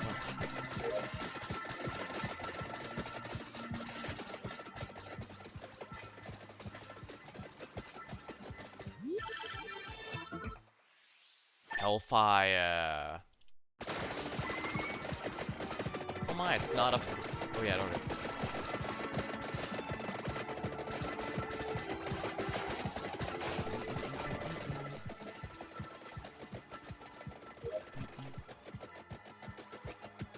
Oh yeah, the engineers stuff is really good.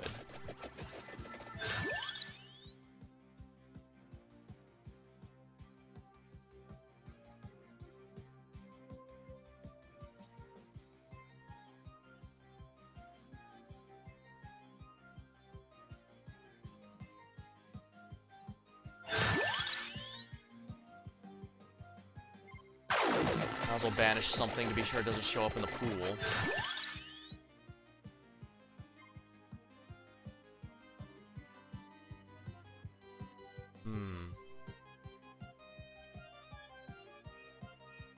Just vent.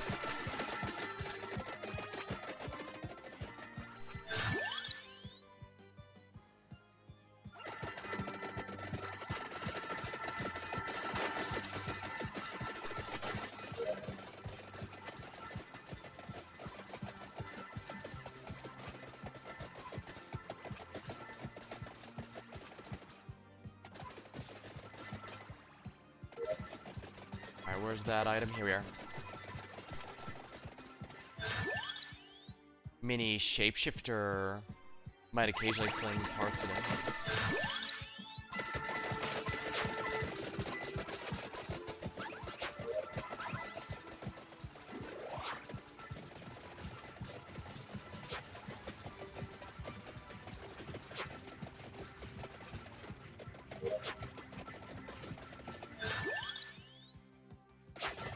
Allegedly offers better moral support.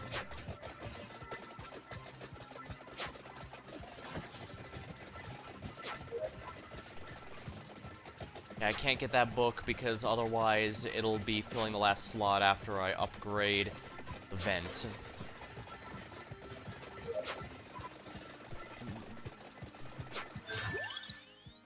Mini shapeshifter.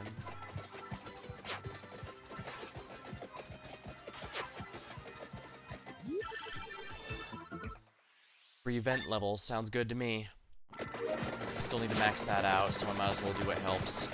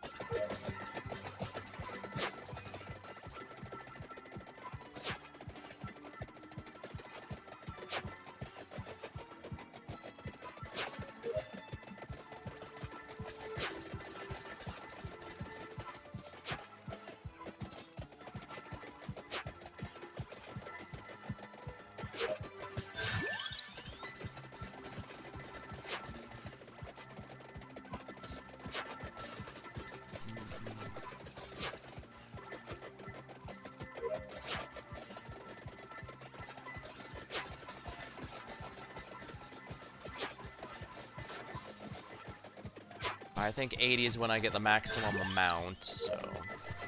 I'm getting close now.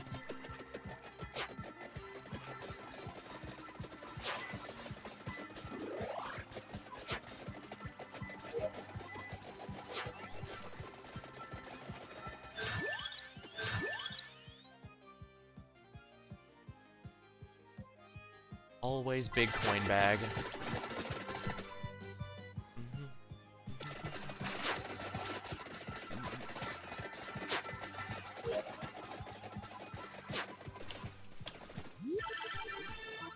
There we are. Unjust ejection. Mini horse might occasionally inflict you with its relentless happiness.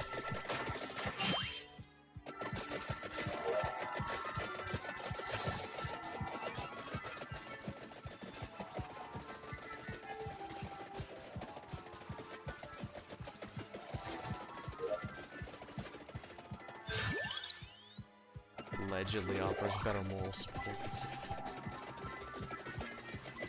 I do like that it tells you how many enemies were ejected. Very thematic and also satisfying to see large numbers.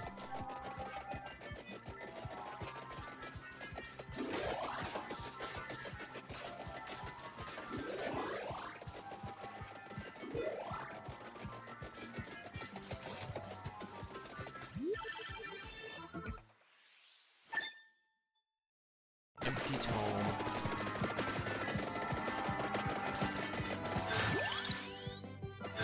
Cooldown reduced.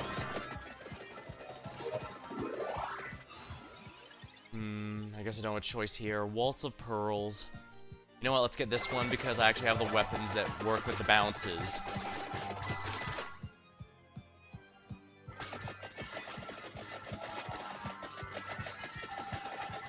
155 enemies were ejected. One more enemy ejected.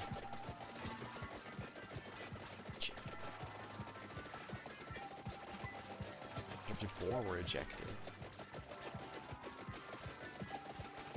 I love when they're able to make it both thematic and satisfying to see. Emergency meeting and voting out a particular enemy also feels extremely satisfying.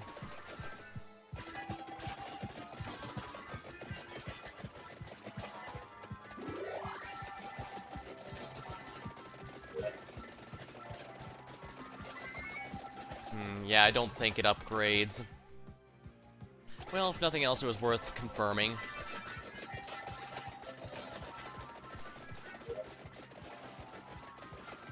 Looks like we're about to reach the final boss in 25 minutes. Not bad.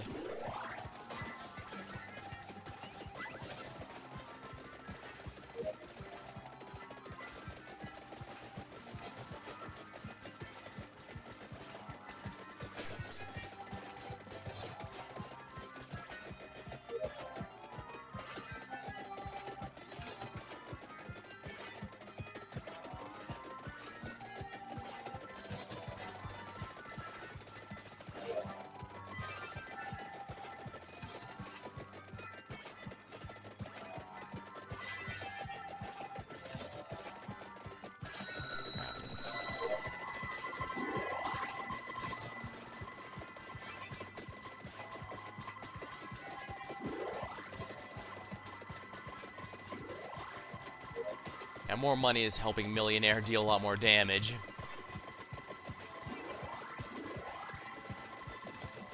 Oh, there's a chest here. Yeah, sadly, it seems Horse does not get upgrades to the hats. Hats don't upgrade. Team Fortress 2's spirit is disappointed. Come on, yes. I guess I've mentioned that a few times. That used to be my go-to whenever I want to play something without any kind of commitment. I'd toss it in. I've had a few of those over the years. Sometimes it was an MMO like Dungeon Fighter. Sometimes it's even Final Fantasy XIV had that rule for a time, and Team Fortress 2 was that for a good era of mine. But for predictable reasons, I don't think I could go back. Though don't get me wrong, the fan base has done quite a bit to keep it going in spite of Valve, despite... And I say in spite of because, like I said, Half-Life 2 got more updates its last year than TF2 did in the past 5, so that was pretty painful. Plus, the bot and hacker problem just keeps coming and going. They do sometimes, but fix it, but even the last one was entirely because of the community coming together and getting them to act to the point they couldn't ignore it, so... Again, the community is the one keeping that alive. And yeah, I do know Valve can't exactly do too much. They're working on quite a few things, and not just Steam either. The whole reason Half-Life Alyx came out was because they found new ways to push the medium as a whole with VR and stuff like that, and I can get why that tech is really essential. They can open up a lot of doors, but at the same time, TF2 never left the top 10 games played on Steam since it came out in 2007. That's almost 20 years now. Just 3 years off from that 20th anniversary now.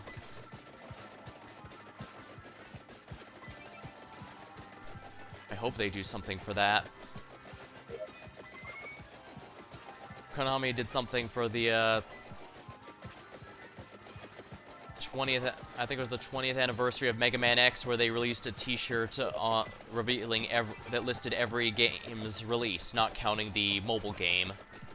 Unfortunately, that may have backfired for them, because you see, if you don't count the mobile game, the last Mega Man X game was released in 2005.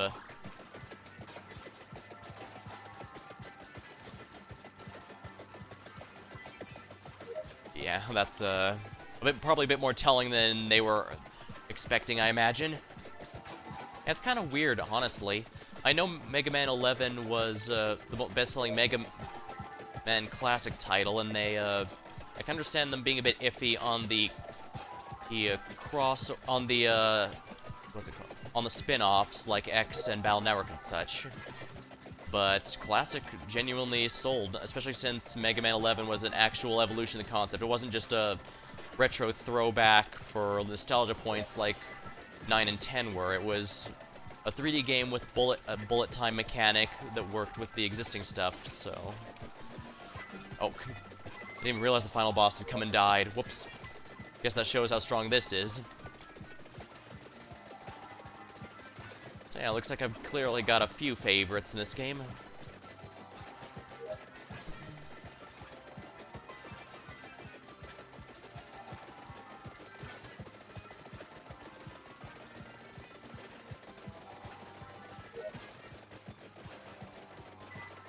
Here we go.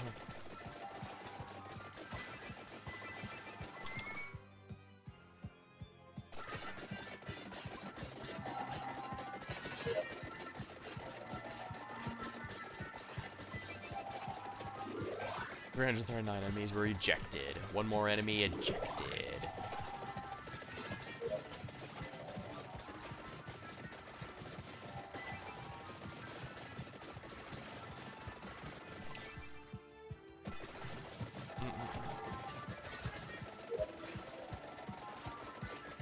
Yeah, a mount is a pretty powerful thing to have, especially with this kind of build, so I'm really loving it.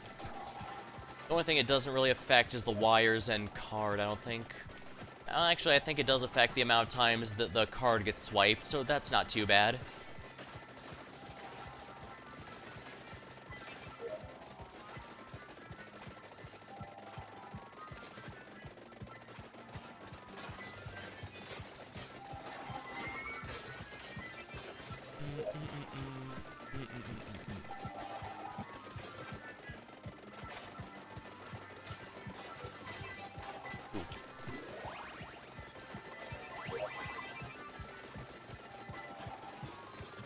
Enemies were ejected.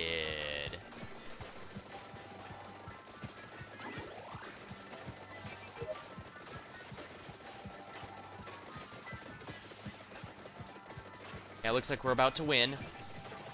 Feeling pretty good.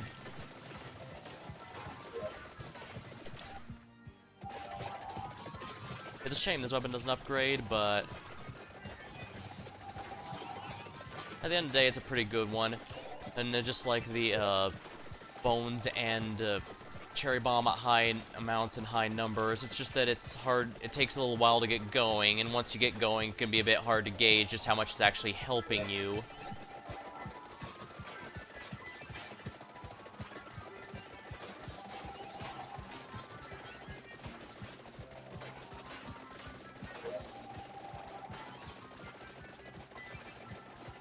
Alright, a little less than 20 seconds and we won.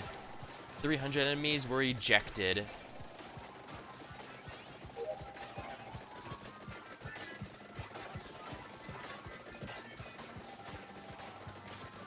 Were ejected. 331 HP. Excellent. We'll go ahead and quit here. Didn't earn anything, but yeah, Unjust Ejection was definitely doing the busy work there, the big work there. Not bad, not bad. Ah, yeah, Megalo Impostorina. I'm not the imposter. Emergency meeting.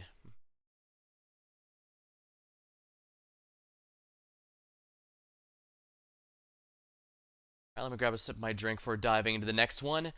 Since she starts with her Super Saiyan form, she should be pretty easy to win with.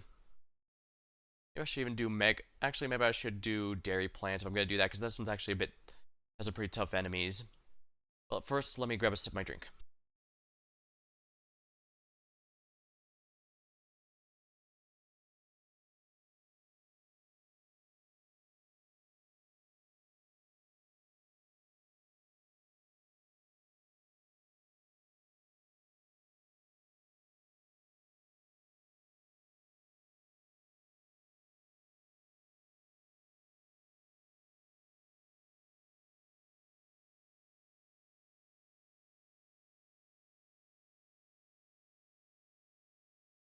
Ah, there we are. Is that the last of it? I could also do Gallo Tower, since that one's one of the feels like one of the tougher ones. Has a bit of a gold bonus too. Alright, we'll go with Gallo Tower here. Amount.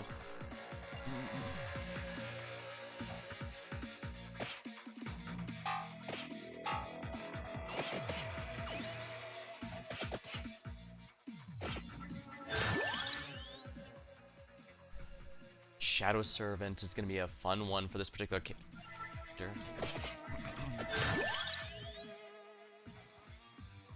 Prismatic Missile looks good too, but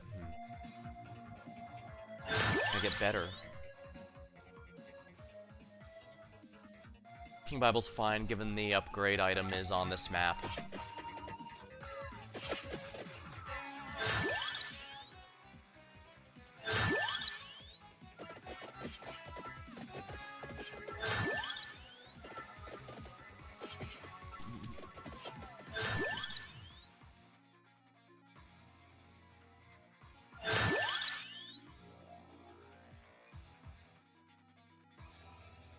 Report. This one's gonna be a little rough because it can't be horizontal upgrades, but I think we can do it.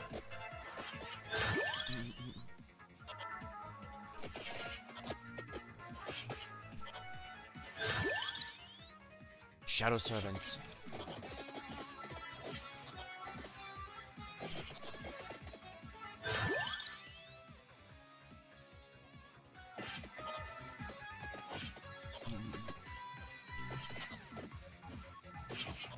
Sadly, the arrow won't be of much use until I upgrade it, and I kind of don't want to commit to that, if we're honest.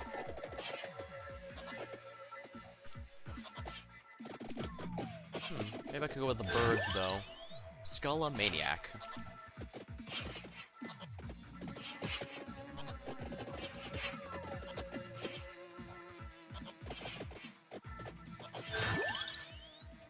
Life Science Scan. You know what, let's do it. Yeah, I'm not invincible. It's just... Yeah, I'm not invincible, it's just a lot harder to... It's just a lot easier to kill enemies.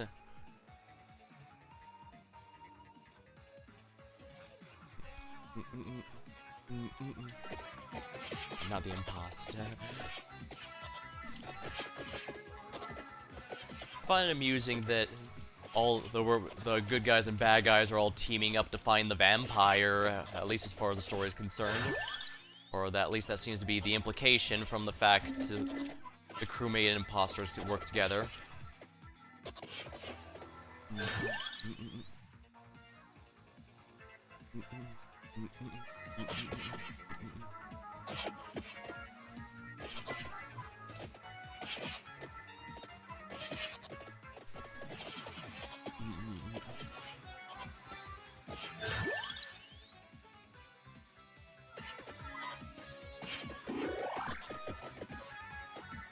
I could also go for the Gato Amari if I want to be completely silly. I'll wait to see if the, you know what? The game's giving me a message, so I'm gonna go for it.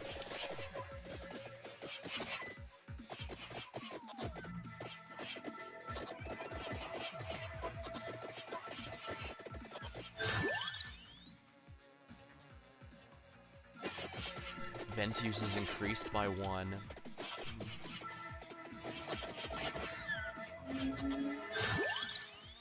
Empty tome. Reduce cooldown and everything, if you please.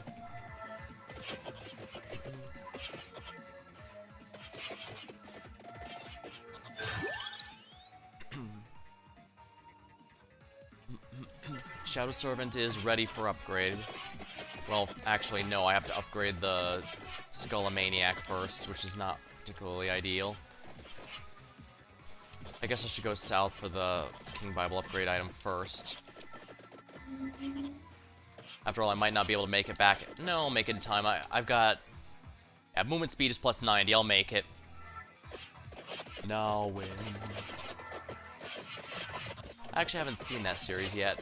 Although I've heard it's gotten really good in the second season, which does make sense. Sometimes shows... A lot of times shows will start really picking up in the second season because the first season has to be spent building up a lot of world building and character stuff so that going forward they can do the really big stuff. I know the Justice League show felt like the later seasons had some pretty big stuff, for example. Or actually, I guess to keep to what I was discussing earlier, My Little Pony. Quite a few will, if you ask when it got good, quite a few would say around the second season, and that's no coincidence because while the first season did have some nice character stuff, and if I remember right, basically every main character was reduced to tears at one point from having to face... okay, here we are. From having to face a significant drawback or failure of some kind. And the big thing is they had to spend a lot of episodes on world building, like how apparently the passage of time, or at least in terms of the sun and moon day-night cycle and these passing seasons, that's all done manually by the ponies. It's not something that just happens normally somehow. And stuff like that was needed for later episodes, especially ones where they go wrong and they need to be corrected. That way you know why the problem exists. Tracked orb. Oh, perfect. Oh, perfect. 3 levels of stuff.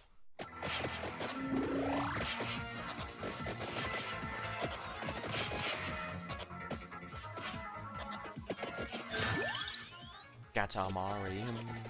I need to get Gemini at this rate because these are really going to become amazing once I do.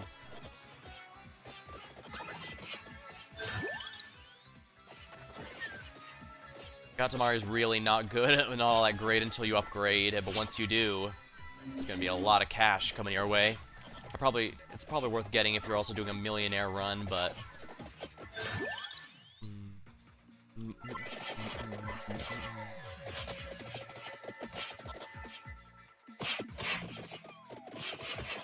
Come on, you. Oh yeah, the vent is this character's base weapon, so I managed to get that back. Good. No, the character's base weapon's the tongue. The vent is for the shapeshifter. Still imposter characters, of course.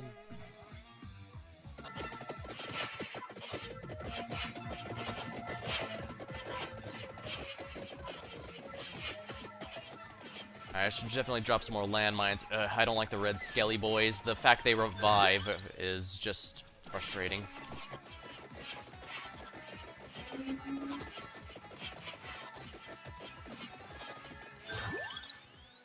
Empty tome up, if you please.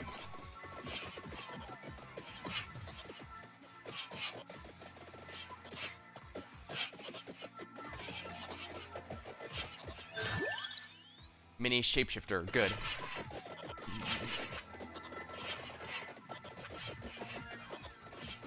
Alright, so I need to focus on the vent and the report immediately because those will free up space for the remaining ones. Speak the devil. Or imposter in my case. I'm technically the bad guy. I'm not the imposter. Everybody has a huge mouth in their chest.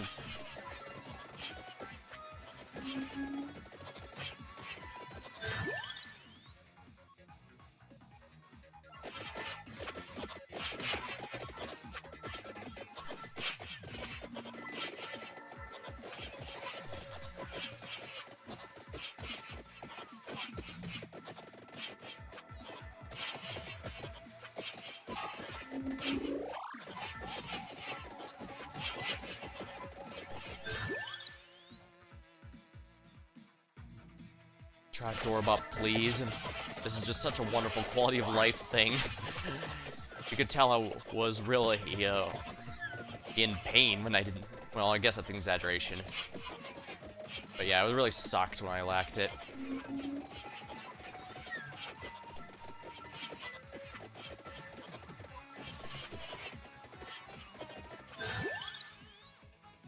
King Bibble.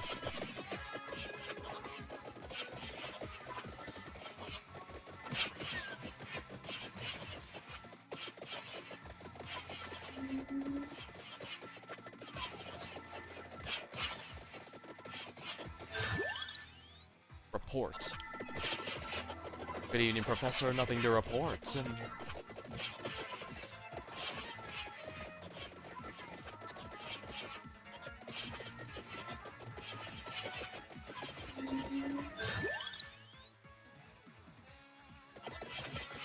Yeah, it's gonna suck having to report only stuck going horizontally, but once it upgrades, it's gonna be a huge boost.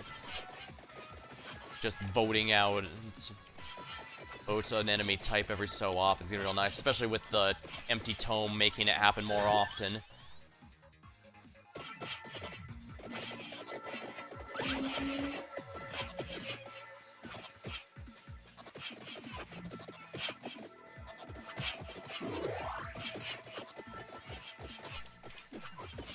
I should probably be getting the skull stuff just so I can get some more enemies to level off of. But I'm leveling pretty quick, at least.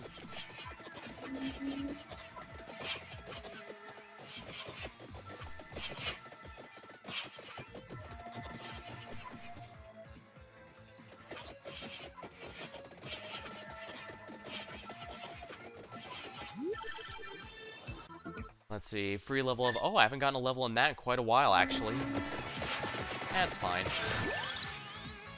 Yeah, I need to focus on rapport as much as I want more Skullomaniac. No, I should have gotten the Skullomaniac to get more enemies so I could level up faster, including the... darn it. I guess I have my clear favorites. Yeah, I really should have gotten the Skull, because this early on it doesn't make too big of a difference. But later on it will make a much bigger difference.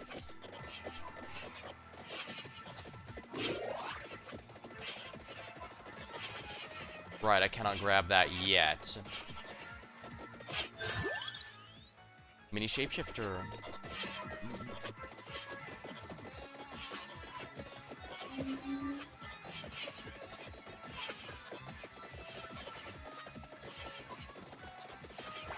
Oh, wonderful. Oh, 100 gold, not bad. And since I have the greed mask, that's gonna be even better. Report. Okay, good, that's ready to upgrade, right? Yes, it's ready to upgrade. So that means I can get the yellow ghost. Yeah, Skullomaniac to get more enemy counts.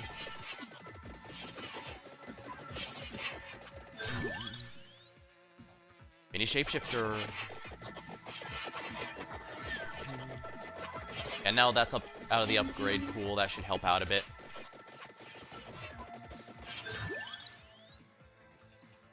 life sign scan. Get Amari, actually, just because that one's actually... that one I don't need to upgrade both the accessory and the weapon for, since it's one of the launch items. A trapdoor bop.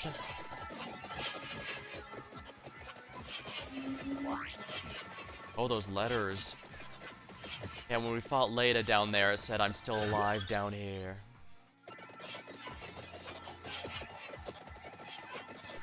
That carries quite a bit of implications there.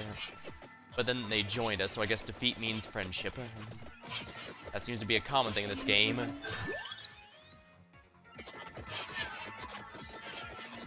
Granted, we didn't fight the imposter, the shapeshifter who joined us, so I guess that really is more a case of, yeah, they're joining forces. Ophion. Oh, not bad, actually.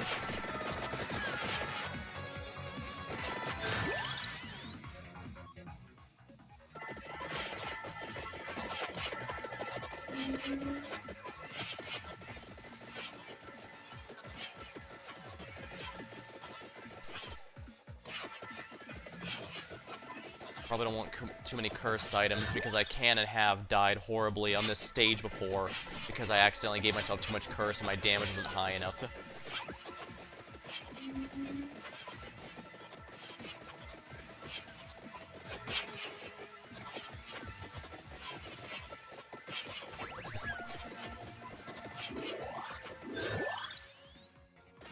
Effects last a little longer. Yeah, if I upgrade the Gato Amari and the Ophion, I don't know if those items will actually take effect. The Gemini will actually take effect. Just vent.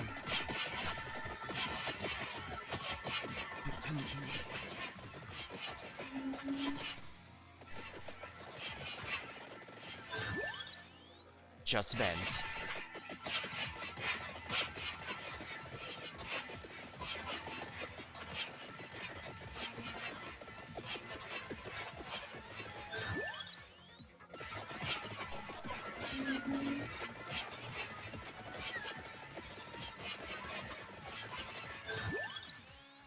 Empty tome. That way I can vent even more. Got him.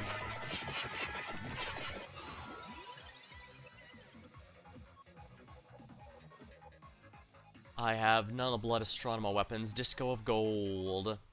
Sure, make gold heal me. I probably should have gone for Gemini, but I don't know if using the Ophion might have screwed me there. Upgrading the Ophion first might have screwed me. Guess I can find out with the next one. So the Vicious Hunger is absolutely getting upgraded.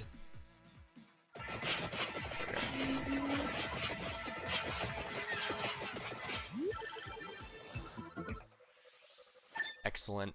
Emergency meeting occasionally destroys all of one kind of enemy.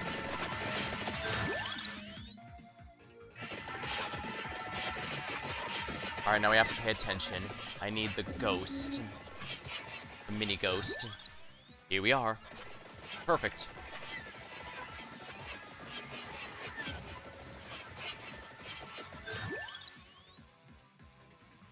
Allegedly offers better moral support.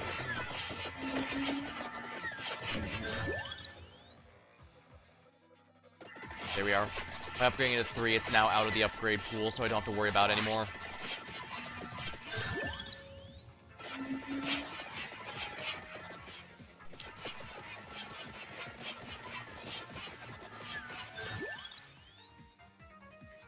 Speaking of which, when I was looking up the music for the crossover songs on YouTube, I found out that apparently the Imposter's base arena, not the current one she is right now, not the super mode she is right now, and the Shapeshifter, their themes use a type of beat called trap beat in their music.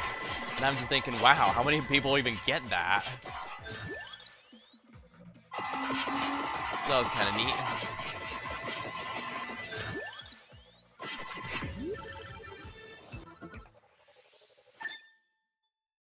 Unjust injection.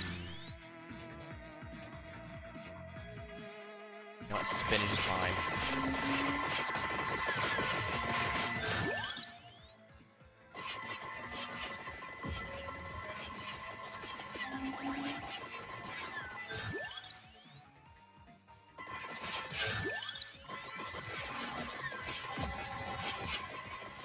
I was wondering if the cats are getting sucked into the airlock, but no, they're not.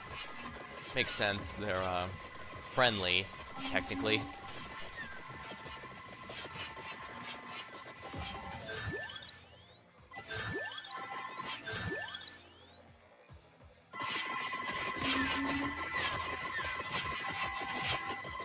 "55 enemies were ejected."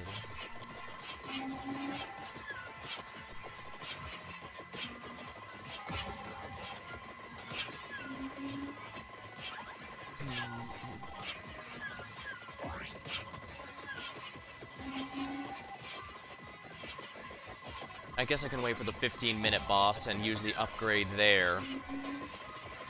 That upgrade should immediately get me the life sign, which will of course make me even more super mode, which is going to be rather nice.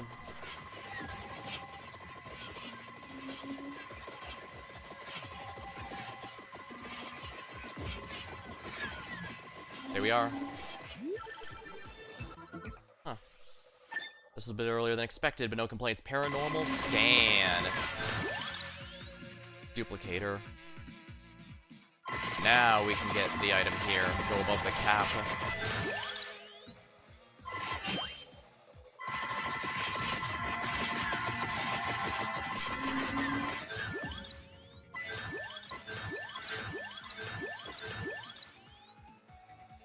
Always big coin bags since that both heals and stores me. Now can I get the, quickly?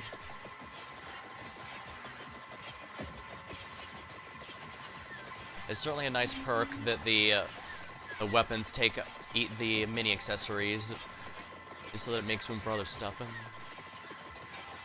That way I get the upgrade without having to take... Oh,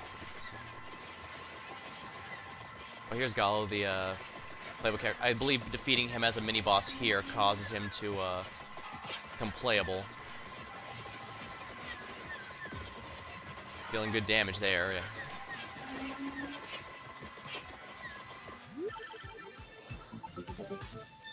Unholy Vespers, it never ends.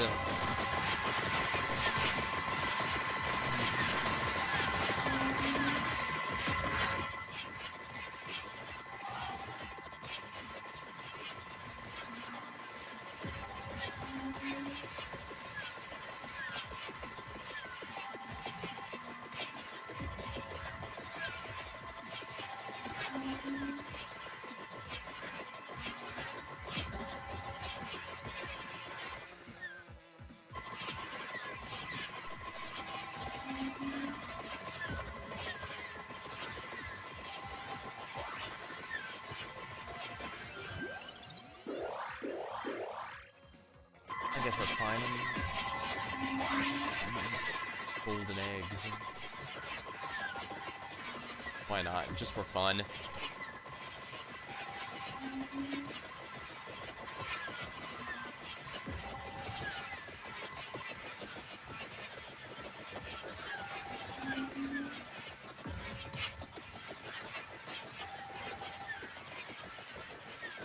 I'm now voting them out and getting them ejected. How fitting. And it's very satisfying too, which is always good. Alright, let's see. A bit more.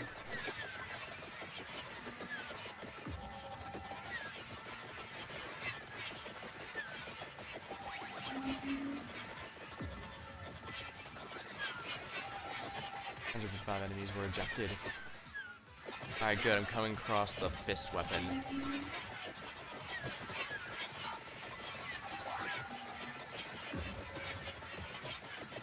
Alright, nice.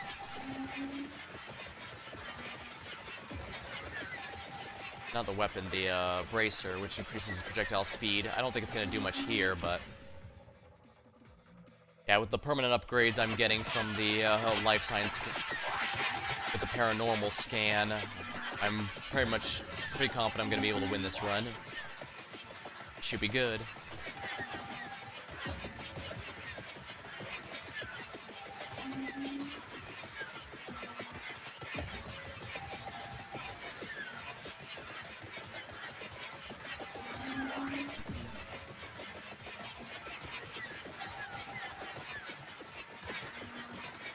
These characters are all very satisfying to use, I think.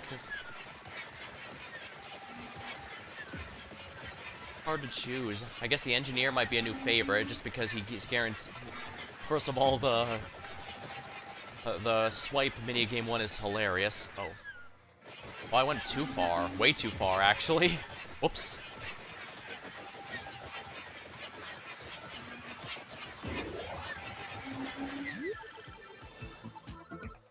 Yep, Vicious Hunger. Here we are. You know what? Let's go ahead and grab it while we're up here. Oh yeah, that's where the coffin was. Yeah, this item here is where the coffin was for the area.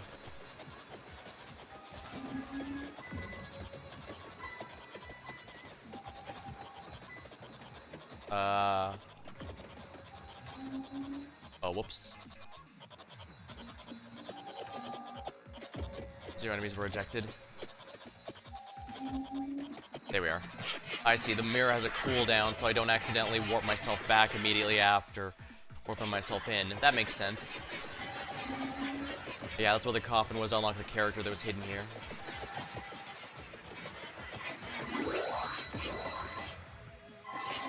Yeah, that guy only has like 30k HP base, and I'm doing way more than that now.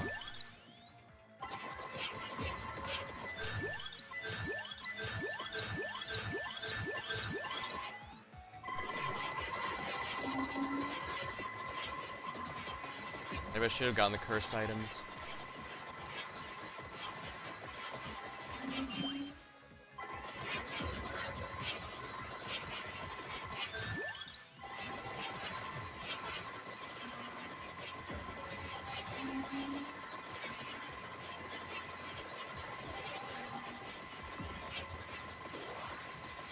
There we are.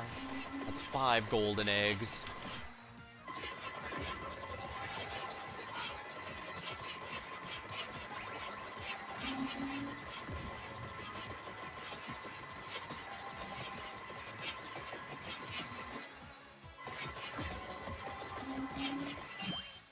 Yeah.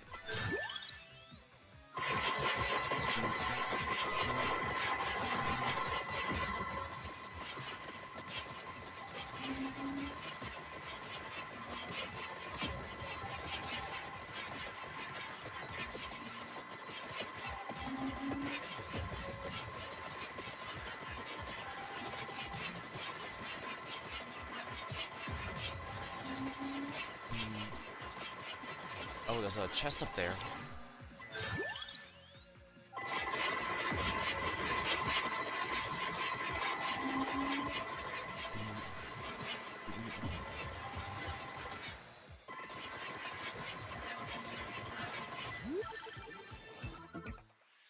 Free bracer level, don't mind if I do.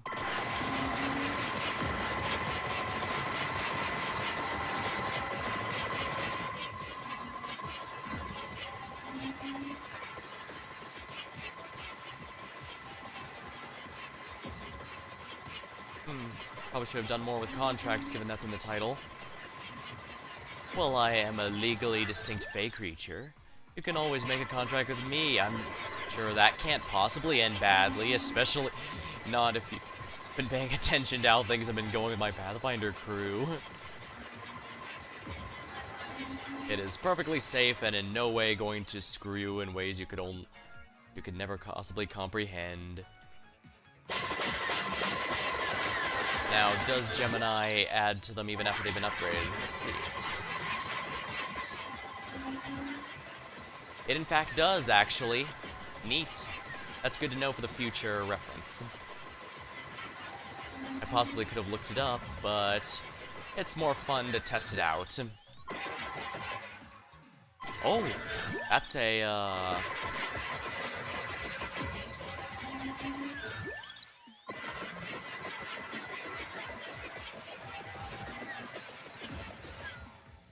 candy box.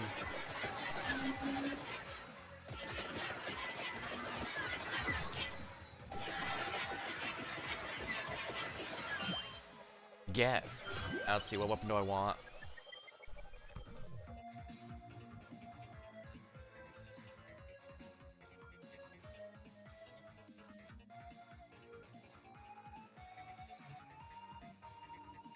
The ring requires the Clockwork Lancet. Where is it? We are Clock Lancet. Who's the imposter?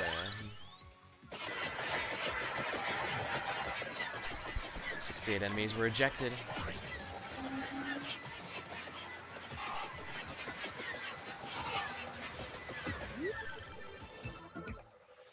Free level of Clockwork Lancet. Sounds good to me.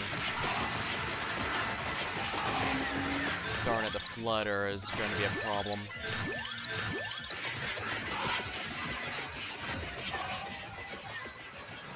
Yeah, I can't vote him out. I can't deal damage to him unless I get a rosary. If I get a rosary, I can kill him. That's a bit of a crapshoot.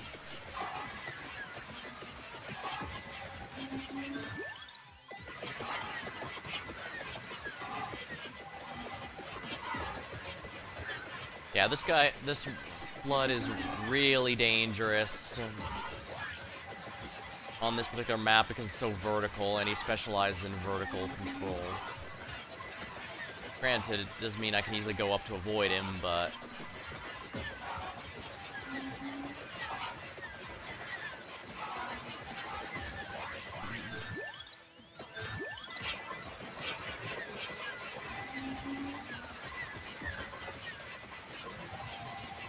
There we go. Let's go.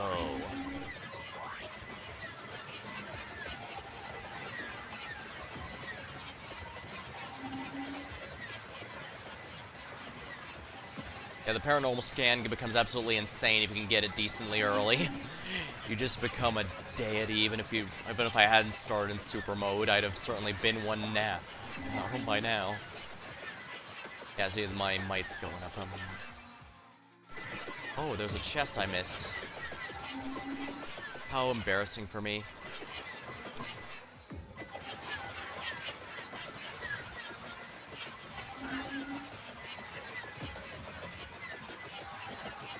Of course, you have to be careful. As I learned before, if you have too much movement speed, you can actually be hard to control.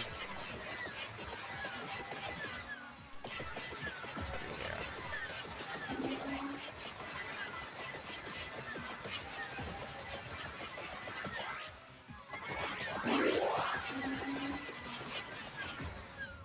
Oh, I guess I picked it up.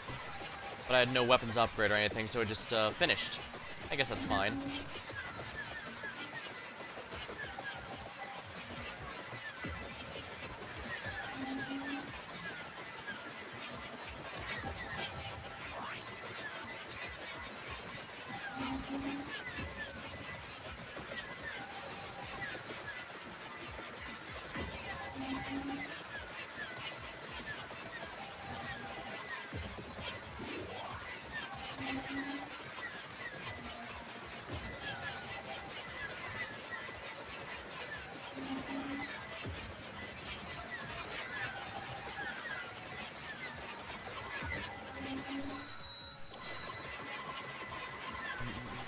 Alright, should be able to keep this gold fever going a good while.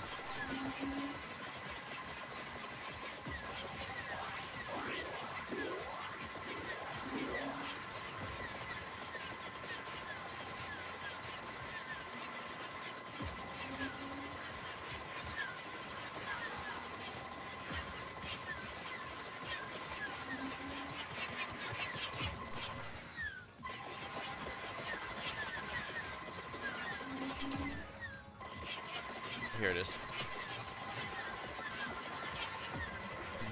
XP. Money.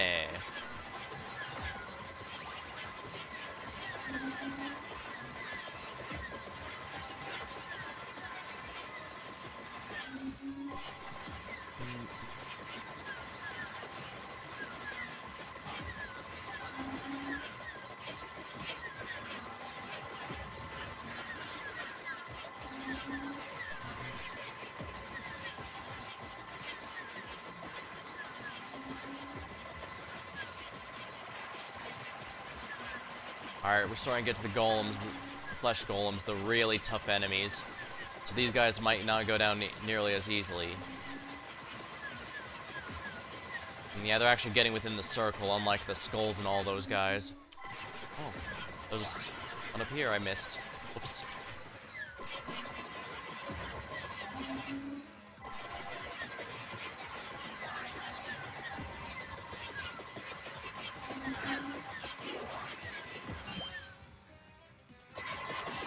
This is an extremely risky move, but I'm gonna do it anyway.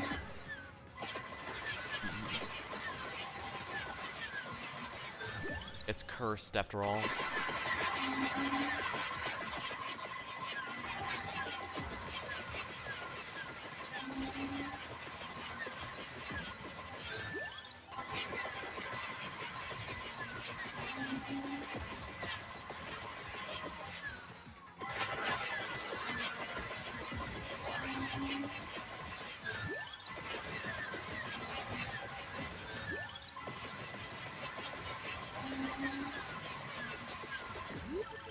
Oopsie.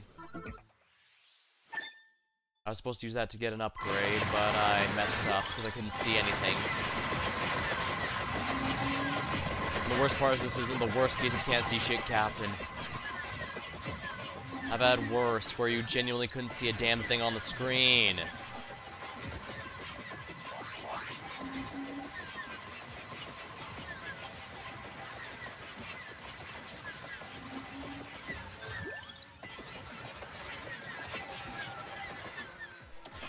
Well, there is a chest up there. I can still get to upgrade it. I guess I'd best rush up to that one.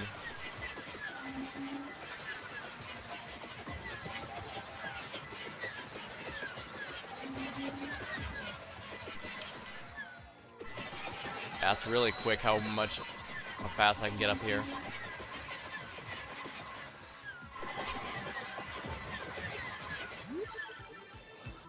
Here we are. Infinity Corridor.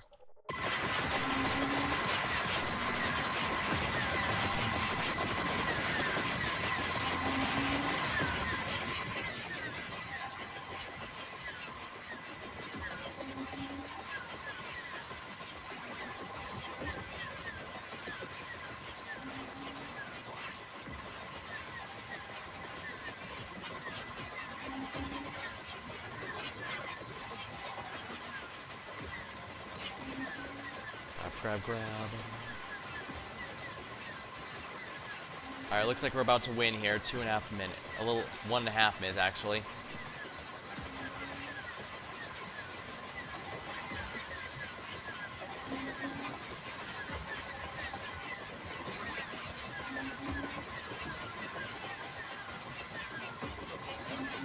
I imagine if you ban the weapon in the crossover, it'll also functionally ban their minis as well, since obviously you won't need them, and they only seem to show up if you have the weapon they upgrade. So yeah, it seems like they did quite a bit of neat stuff with this crossover.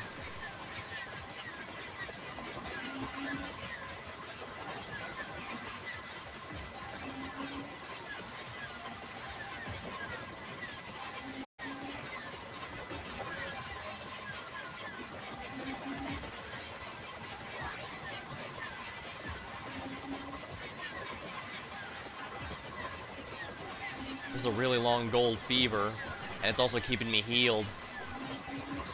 This might actually be really tough if I didn't have the gold fever active, that's for sure.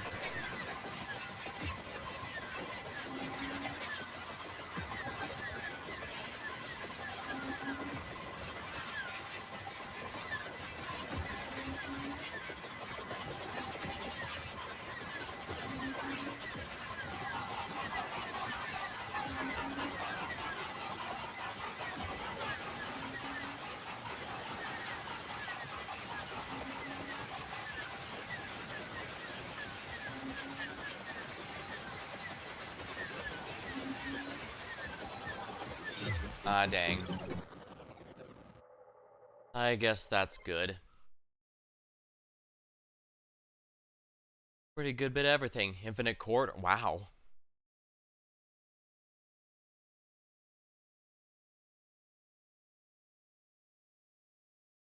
I guess it also helps it was cutting the enemies boosted by the curse, and that include the Reaper at the end, because the Reaper has so much HP that having it deals a ridiculous amount of... Yeah. Yeah, looks like that's all the crossover characters, giving each one a try.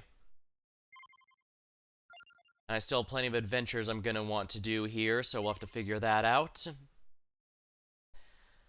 But for now, I think that's a good time to call it, and I guess I should see if anyone's going here.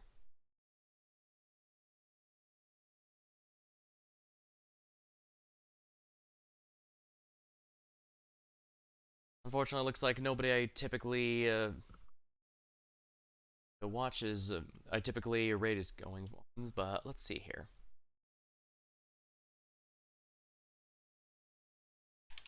I could go with someone who's already going with Vampire Survivors still. Let's see. Uh,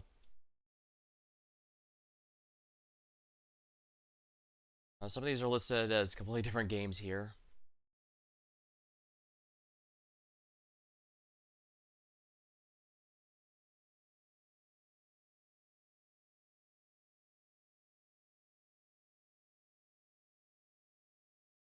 Oh, looks like there is someone. Looks like someone's playing Final Fantasy 14 here. Alright, Quill. Well, will work if they allow me to raid them. Okay. Well, that'll be all for tonight. Be sure to give Quill all the love. Looks like they're playing Machinist and Palace of the Dead. Ooh, that'll be interesting. Alright, well, until next time, thank you for watching. Hope you had a good time, and I'll see you later.